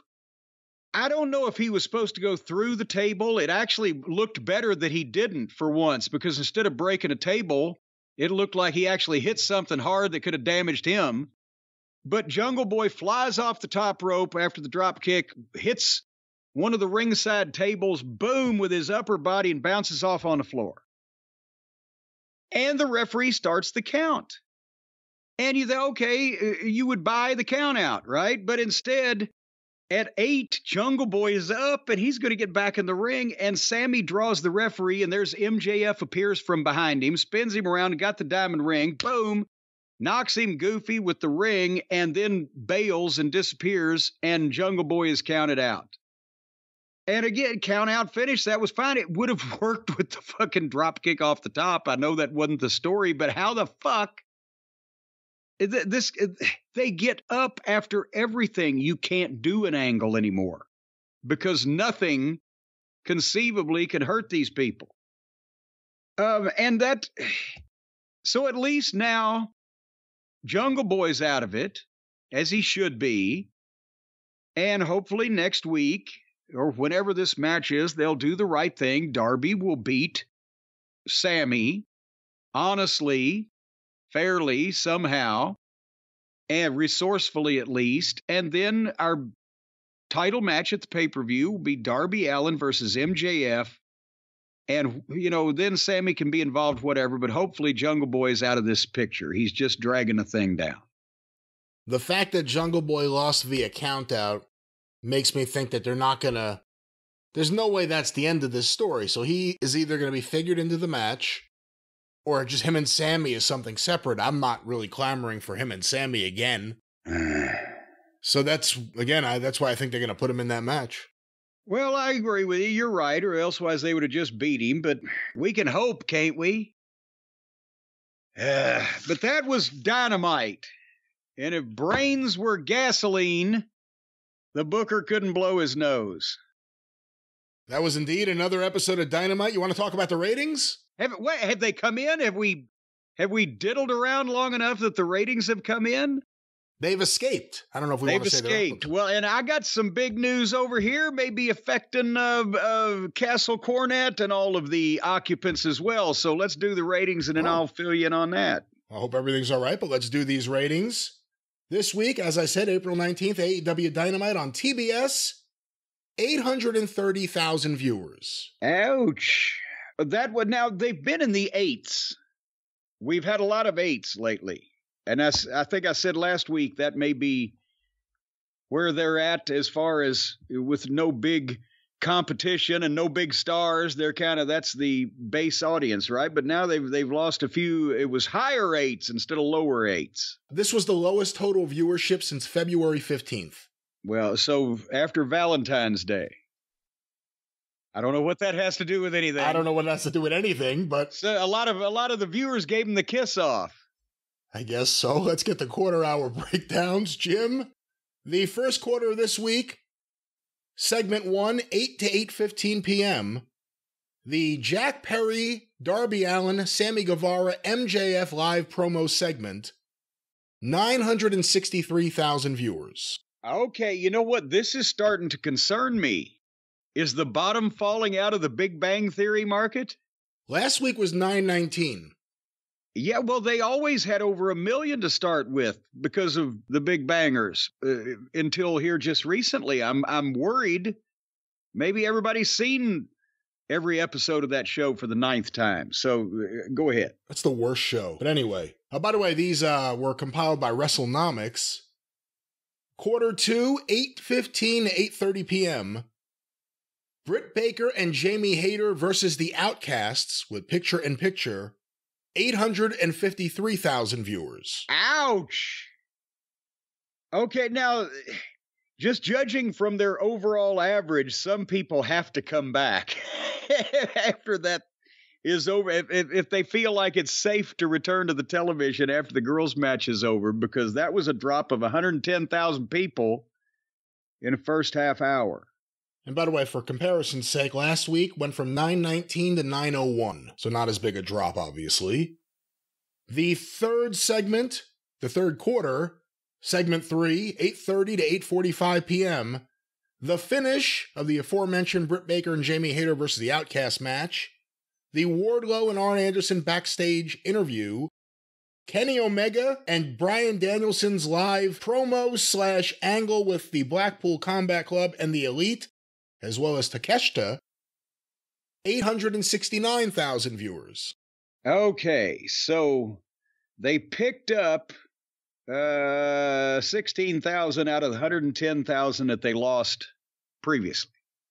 The fourth quarter, 8:45 to 9 p.m., Powerhouse Hobbs versus Wardlow with picture-in-picture, the post-match with Christian Cage and Luchasaurus, and the Sammy Guevara MJF backstage promo. It'd be best for Hobbs's career if there had been a massive power outage on the East Coast and all of California, but go ahead. 846,000 viewers. Oh, well, at least there's 23,000 people that didn't see that thing that might buy Hobbs another day. So, yeah, so they backed down another 23,000. And that's not too far off last week. Last week was 854,000 viewers for that segment, and that was Orange Cassidy versus Buddy Matthews. It just took them a little bit longer last week to get down that far. Segment 5, the 9 o'clock hour, 9 to 9:15 p.m., Jay White versus Commander with picture-in-picture, the post-match with Juice Robinson, Ricky Starks, and Sean Spears, 791,000 viewers. Ouch. Okay, there goes another rubber tree plant. There goes 46 and 9 is 55,000 more people. The next segment, segment 6, segment 6, the FTR, Mark Briscoe, Jay Lethal, Jeff Jarrett backstage promo and angle, as well as the Chris Jericho, Adam Cole live promo, and the angle with Daniel Garcia, Britt Baker, and the Outcasts, and the handcuffs, I guess we should say. And the handcuffs. 792,000 viewers. Oh boy, well, let's just call that flat. Is that within the statistical margin of error? They picked up 1,000 people. Segment 7. Matt Hardy's backstage promo, 9:30 to 9:45 p.m. Matt Hardy's backstage promo, and the Acclaimed and Billy Gunn versus the Jericho Appreciation Society with picture-in-picture, 761,000 viewers. And there goes another 31,000. So do you think the people now have just, there is no hope? At least we can beat the traffic from the couch to our bedroom. Well, we'll find out if they beat it here. The last segment, segment 8, 9:45 to 10 p.m. Sammy Guevara versus Jungle Boy Jack Perry with picture-in-picture and the post-match with MJF and Darby Allin. And something that was talked about through the course of the show more often than not, since they had that set up at the beginning. If you weren't sick of them after that whole beginning thing, 762,000 viewers. Oh, you're ribbing. Okay, well, they got 1,000 people, have both of their immediate families and their in-laws. Basically, you say, oh, Jungle Jack and Who-Dad are up. So, So, that's 200,000 people that they hemorrhaged in 2 hours. And that would be approximately a little bit more than 20% of the audience they started with. And for people who want to point out, well, the WWE loses that viewers too, not in those great percentages, except in some cases the third hour of Raw, which that's the third fucking hour. So, and honestly, I don't know how they stay through the WWE programs either. Maybe it's just that they're put in a catatonic state when watching those things. It's like trying to watch water freeze, whereas over here, it's like once you figure out that there's going to be nothing different than the chaos you've already seen for the first 30 minutes or so, you give up. WWE, you watch for the stars. I'm not saying we do, but I think the average fan, they watch for the stars. They'll sit through stuff to see the big stars, and when the big stars aren't really there, the product feels lackluster. When there's a big star, people will sit through all sorts of shit, as we have now found out. Yes. Just to get 90 seconds with them in the ring or something. For AEW, you watch for the chaos. Because that's all it is. In the ring, I'm only talking in the ring, because you wouldn't see any of the backstage stuff on this show, but it's just you never know who's going to land on their head. You never know what's going to go wrong. People are just going to be bleeding for no reason. It's just chaos. But when chaos becomes the norm, you have no chaos. And then they can't out-chaos their chaos. And then people move on to a different form of chaos. To go back real quick to something we talked about earlier in the week. I think so. Or was it this episode? No, it was earlier in the week. Who has any fucking idea at this point? The idea that there'll be a Saturday show and CM Punk will be on that. Presumably for the debut episode on. That's a good move. I mean, just to talk about from a business perspective for Punk, if you don't have to be tied to the dwindling Dynamite ratings that keep going down, and you could start anew with a new show and start here, I don't know, that's better than trying to go rescue this. It's going to be hard to rescue Dynamite. Well, and then again, there is something to be said for the incumbent position, the recognized night, which is a better night for television viewership for that, apparently that demographic, and just, you know, what they're used to. But for any disaffected people who may say, well, you know what, we like the concept of AEW, but these shows, Jesus Christ, they might want to migrate over. Would you like to migrate? I guess so. Just one other thing I'll say. The Adam Cole Jericho stuff didn't perform well here. And they've been building up that stuff even before the big angle here. I think, and I've said this before, even before Jericho got attached to this, for the reasons we knew he would. But I think they may like Adam Cole more than the average fan does or will. And that's even before he gets in the ring and takes off his shirt. I think he seems like a really nice guy. Yeah. But especially this week, just him sitting there saying, let her go to whoever, to Jericho. He wasn't even holding her down. But I think Adam Cole's now all over this show. Jericho's ideas are all over this show. Just endless people running around. There's so many people in every segment. There's an angle in every segment. So you have to sit through the angle. You have to sit through the angles with the people you don't care about to get to a segment that may have an angle with someone you care about. And by then you've probably seen the angle earlier in the program. That's right. Right in the segment before it, usually. Well, you said you had some big news, bigger than these ratings, I presume. Yes, this could affect the future of all of us here in in the periphery of the Cornette empire, my family, everybody. I'm being sued, Brian. I am being sued in a court of law, even. As a matter of fact, the U.S. District Court, Southern District of New York, those are badasses up there. They don't play around. No, they don't. And you know who's suing me? Is it Rio? It is not Rio. This is a much bigger name in the professional wrestling industry. Who would, in the Southern District of New York, that's what makes it an interesting play there. It is not WWE Hall of Famer Donald fucking President Pig Shit Trump. Is it from your outside of wrestling activities with, recognized organized crime figures? No, I have no memory of any of that. But I'll tell you, because you're not going to get it, because nobody's going to get it, because when I say the name, people are going to say, who? Rhaka Khan. Rhaka Khan is suing me in a court of law in the United States District Court, the Southern District of New York. Guess what the offense is? Conspiring to kidnap her and her children. Oh, my God. What have you done? Well, I'll tell you, by cracky, exactly what, but I'm not alone.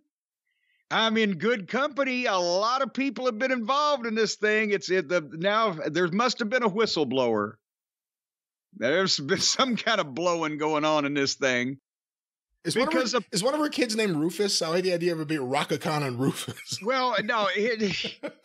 Let me back up. I said a lot of people would go, who? If you have been a wrestling fan for more than 15 years, you might have seen this lady. Rhaka Khan, that's the name she used in Impact, TNA. She was with TNA in 2008 to 2009.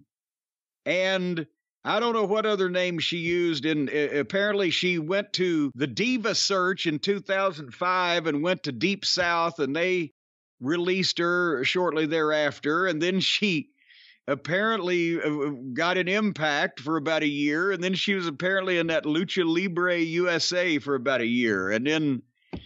But here is the thing.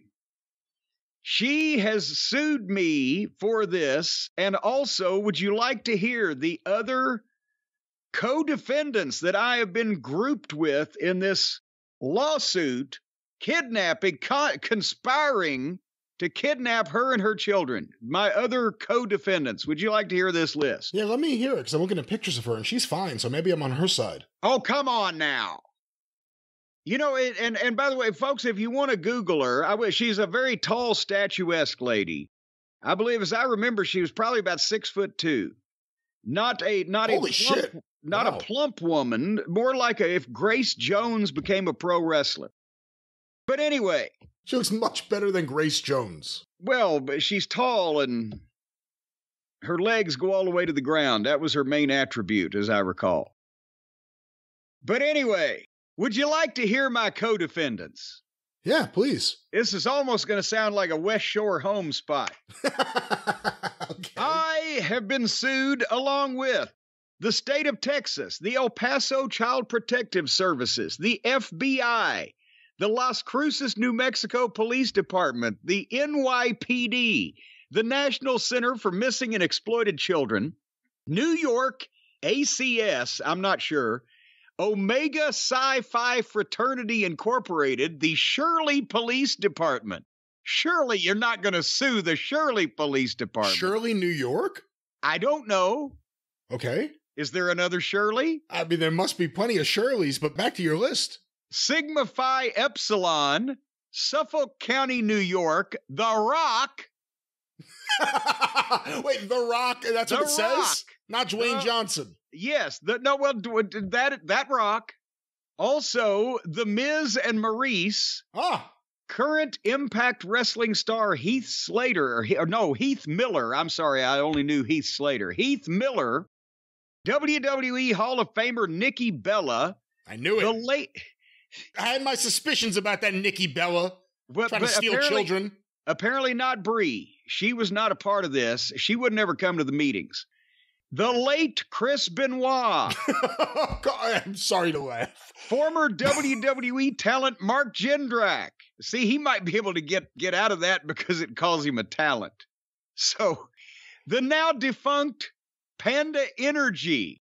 Panda Energy is defunct. I didn't know that. Is that true? Well, hey, I'm just a small town bird lawyer. I just know what I read on the interwebs, and it says obviously I went to the meetings with these other people. I just didn't know that Panda had gone out of business. No shit. I'm on Wikipedia. If this is true, Panda Energy International was an American privately held company headquartered in Dallas, Texas, which constructs, maintains, and operates environmentally friendly power plants.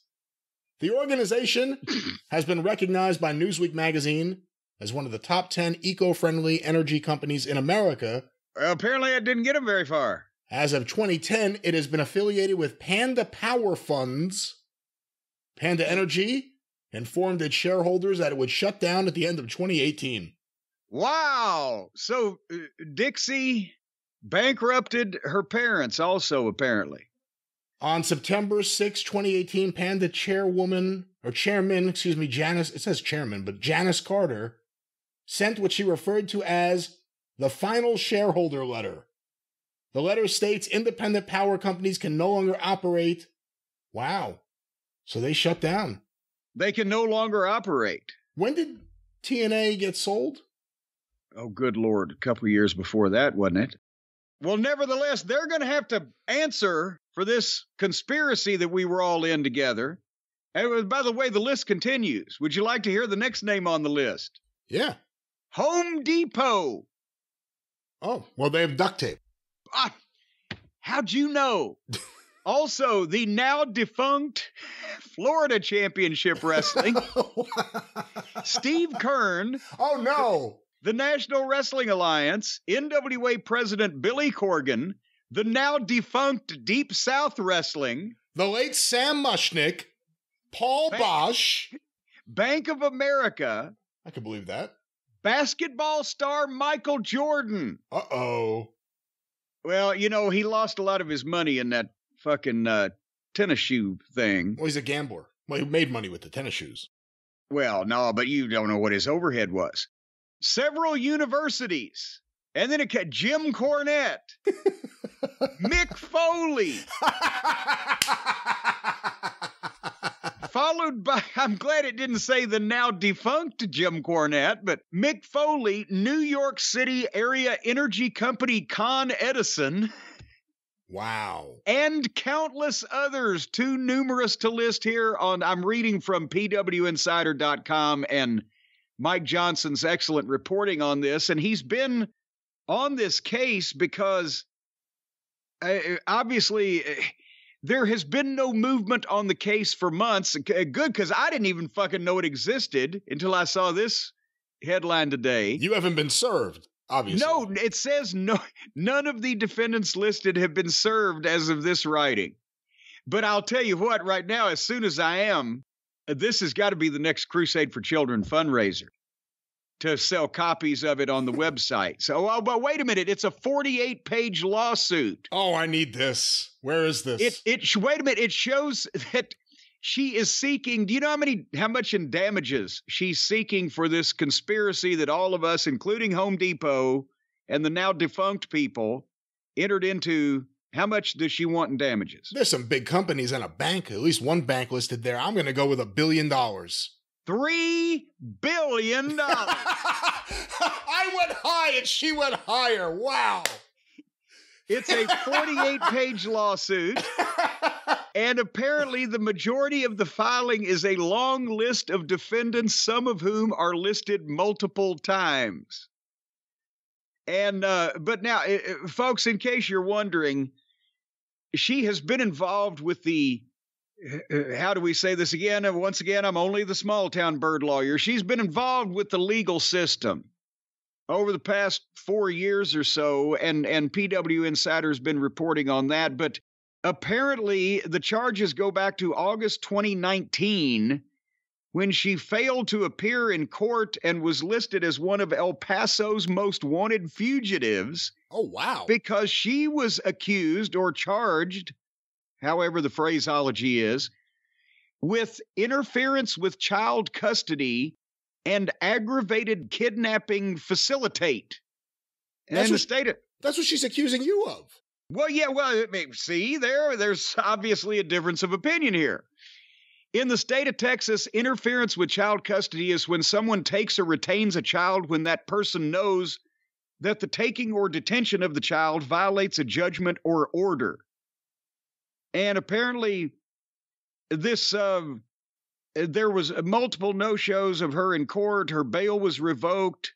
A bench warrant was issued for her arrest, but she posted a bond, but then she was picked up. Apparently, she claims she was taken to Rikers Island after she was arrested by U.S. Marshals in October of 2021, but they failed to provide a scintilla of evidence. That's a quote, scintilla, about her extradition. And she claims judge overseeing the hearing ordered her released, but the arrest and hearing allowed for the kidnapping of her children, and that the law enforcement agencies involved failed to intervene. So basically, she apparently took some children that she does not have custody of, and when they caught her and took them back, we all entered into this conspiracy along with Con Edison, Michael Jordan, Home Depot, and the Las Cruces, New Mexico Police Department, among others, with Nikki Bella taking the notes as executive secretary. I knew you were up to something.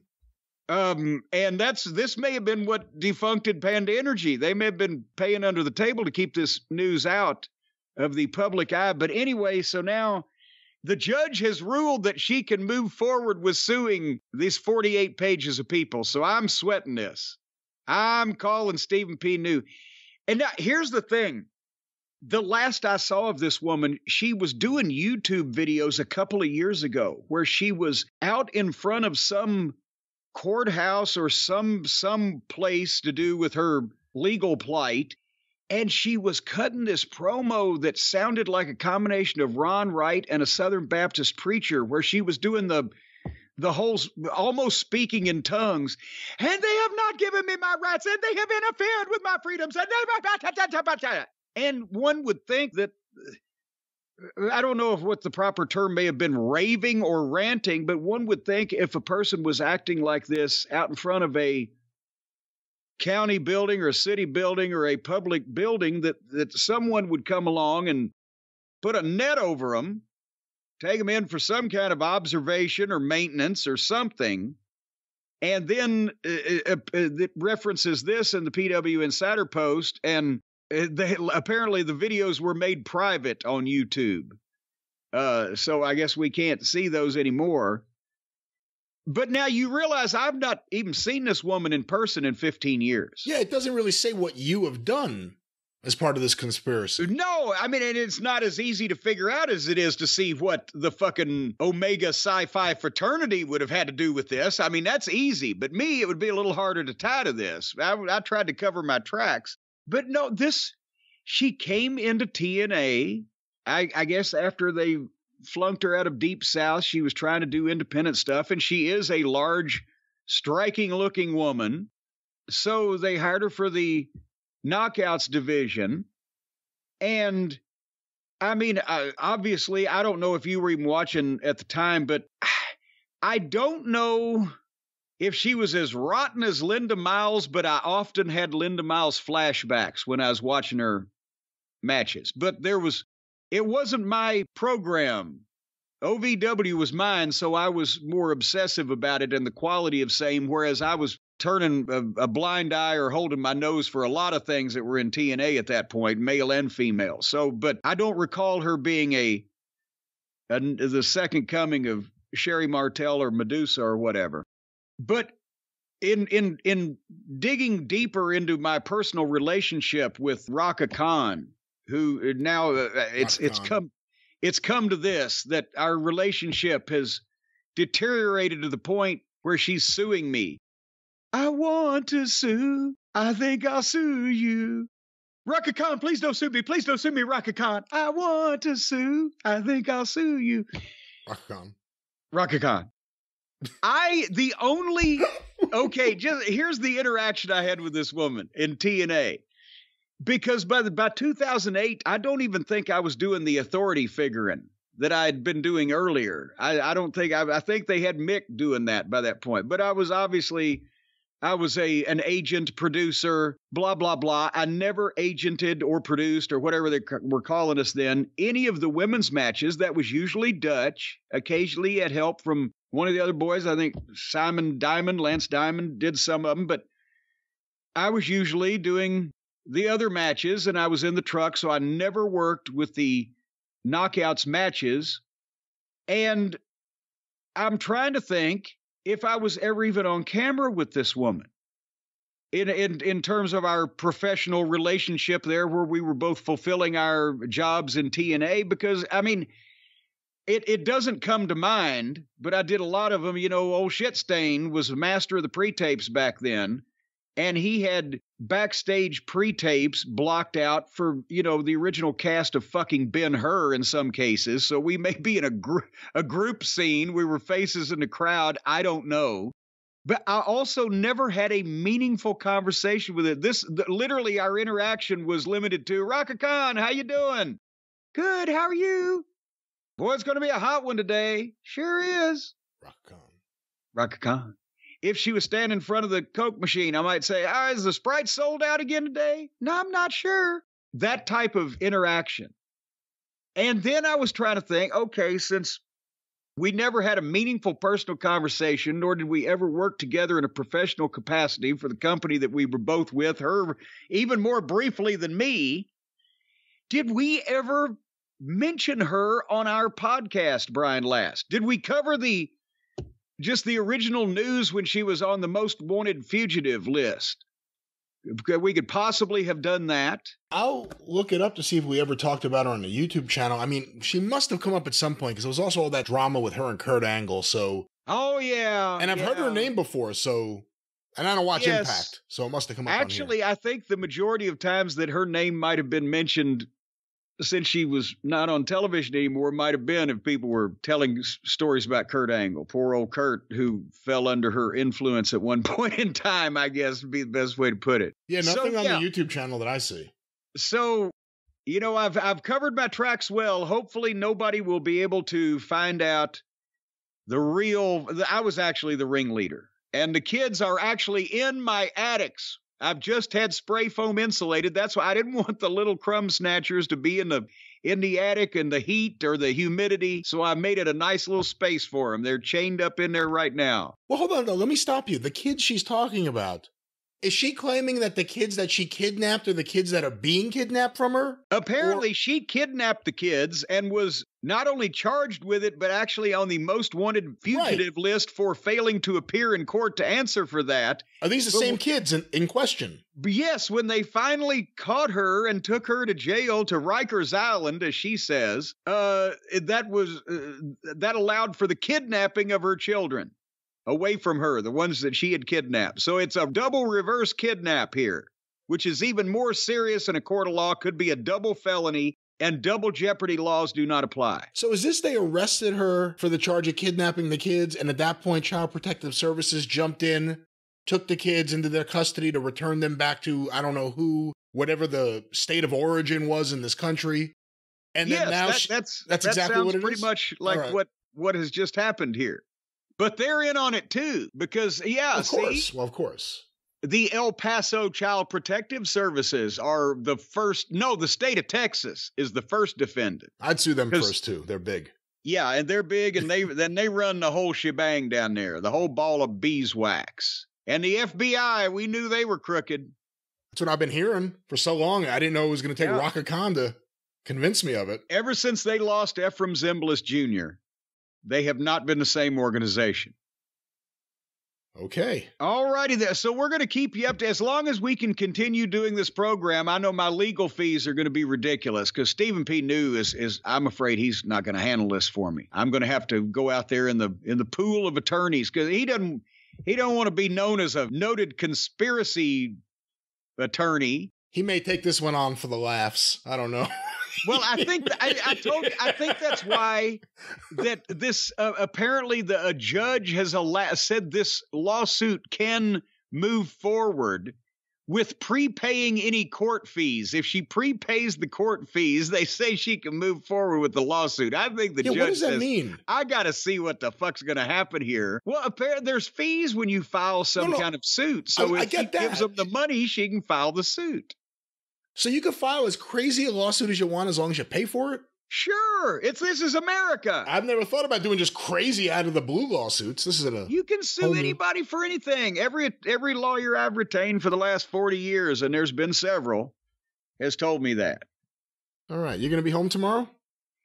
No, I'm going to leave on a long vacation.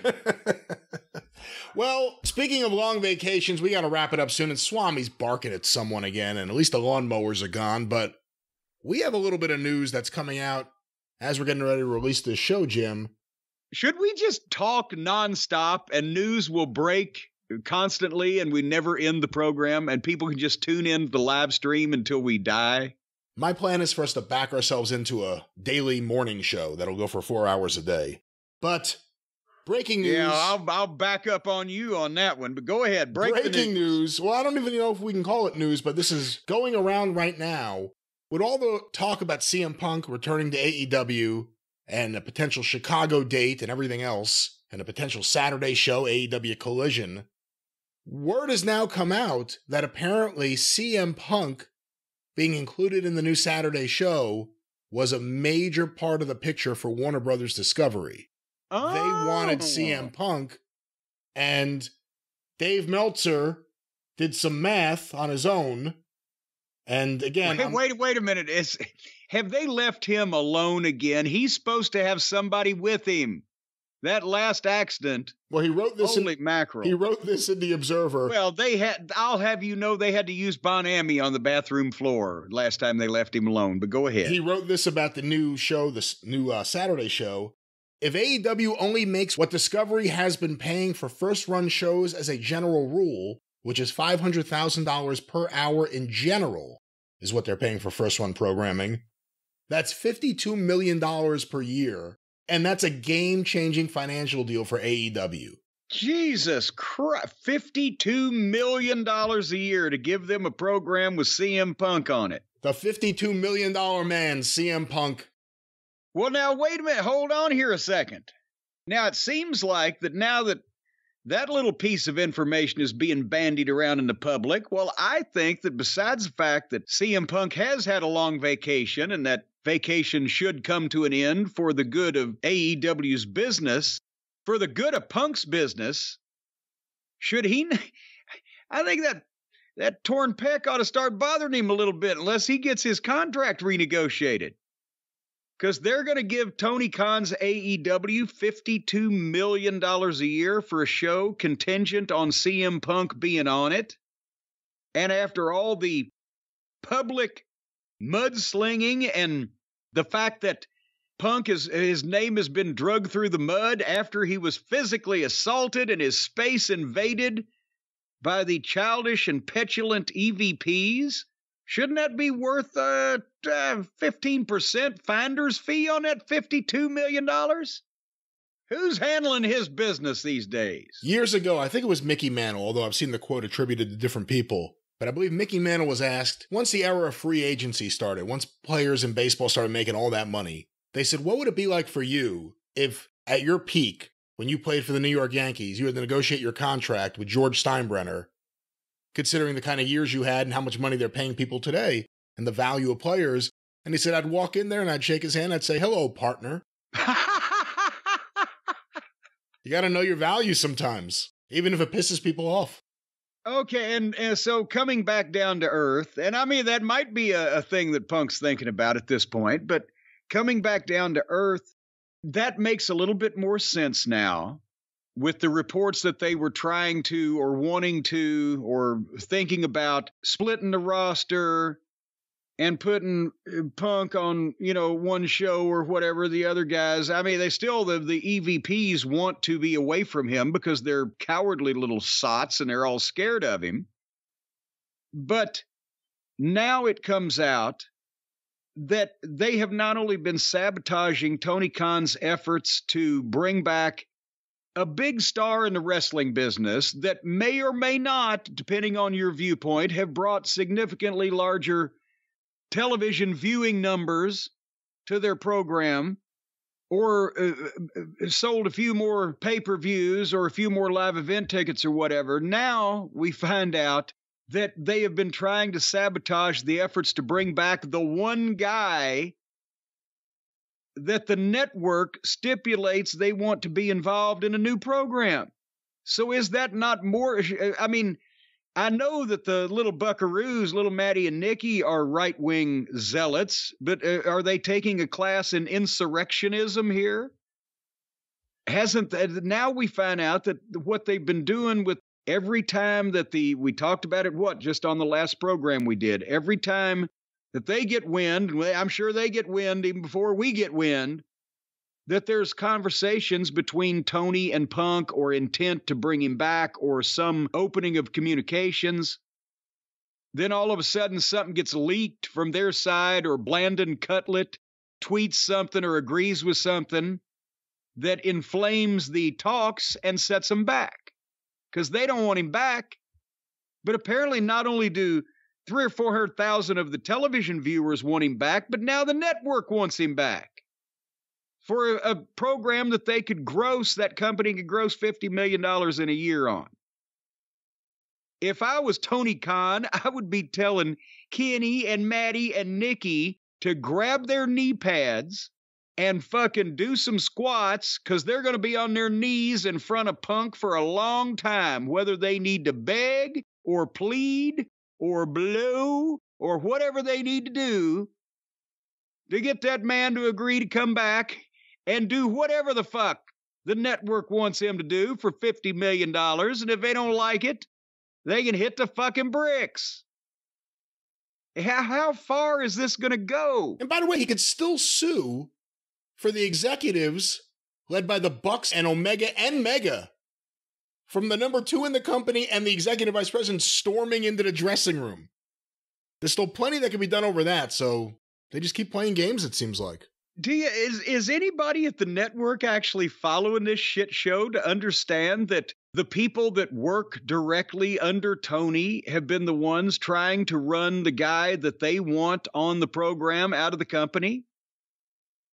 Is anybody paying attention over there? Listen, when AEW started, there were several people that Tony Khan wanted working for him. You know that as well as I do. CM Punk. I'm not allowed to say. I carefully crafted my phrase there, but CM Punk was one of those guys. And CM Punk, for whatever reason, said, no, I want to sit back and see how this plays out.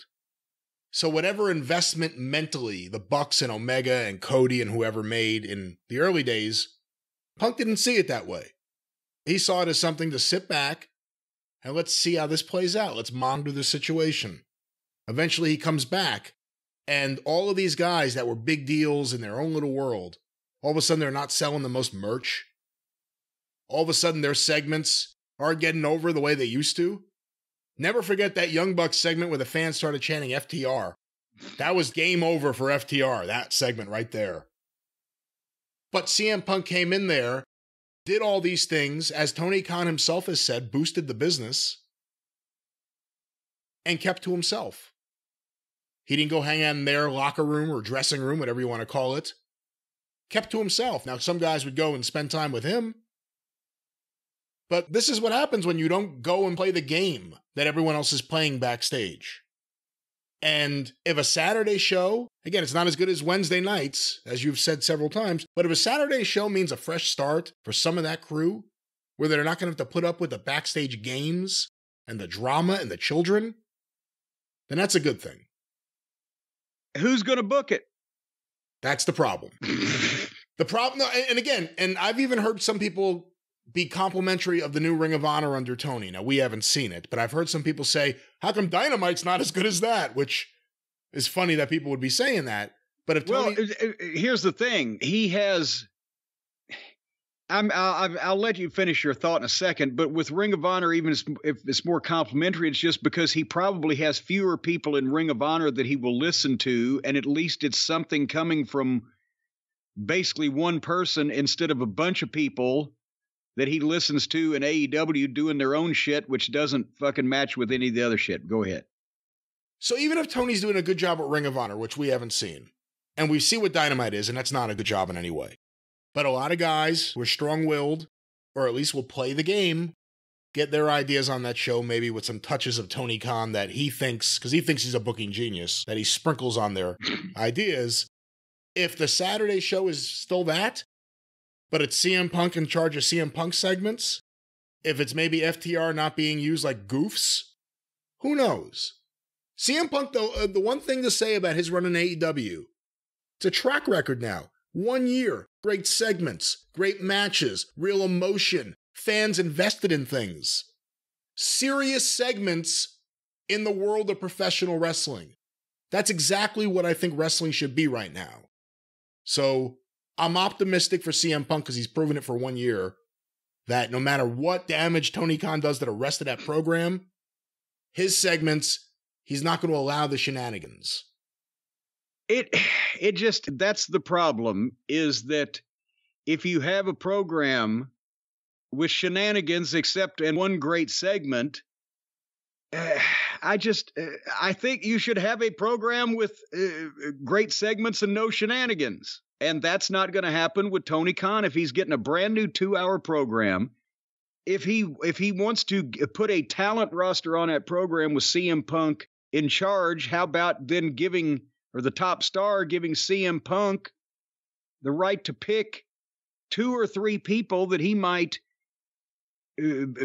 think or believe in that company that he could entrust with putting together a proper television format and letting it be independent of the other program. And then you've got a fair way to see, which one is more successful. If it's Wednesday night, here is the Wednesday night shit, and Saturday night it's the same looking shit as Wednesday night, just with a few different people, but it's still booked by Tony except for the CM Punk segment, which will be good, then it needs to be its own program. If it's going to have different talent, it needs to have a different look and a different outlook and different presentation. Different commentators. And different announcers, yes. That's a big deal. Because, and Sockface will do everything he can to tank anything that is opposed to the Buckaroos' outlook on wrestling, because the only reason he owns a television now, much less is on television, is because of Maddie and Nikki, his childhood friends. I started Pro Wrestling Guerrilla. Yeah, of course he did. Yeah, but just because your breath smells like cheetahs ain't no sign you're Tarzan, pal. Oh. So you can't have an announcer that's going to try to, or wouldn't even understand how, if he was trying to do a good job, he wouldn't understand how to do a wrestling program. He only understands how to do VHS commentary in the basement. So there's a lot of things that need to be worked out for that $50 million. Well, it'll be interesting to see how things play out and see how the meeting goes with CM Punk and the other people in AEW, but we'll stay on top of it. We'll let people know what happens between now and the drive-thru. If anything big happens, we'll have some breaking news audio. Wait a minute, this is the drive-thru. No, this is the experience. This is the experience. Well, goddamn you. You've just taken over my program. You can have it back. I'm out. All right, well, in that case, I'm out too. And we'll be back, probably tomorrow. Thank you. Fuck you. Bye-bye, everybody.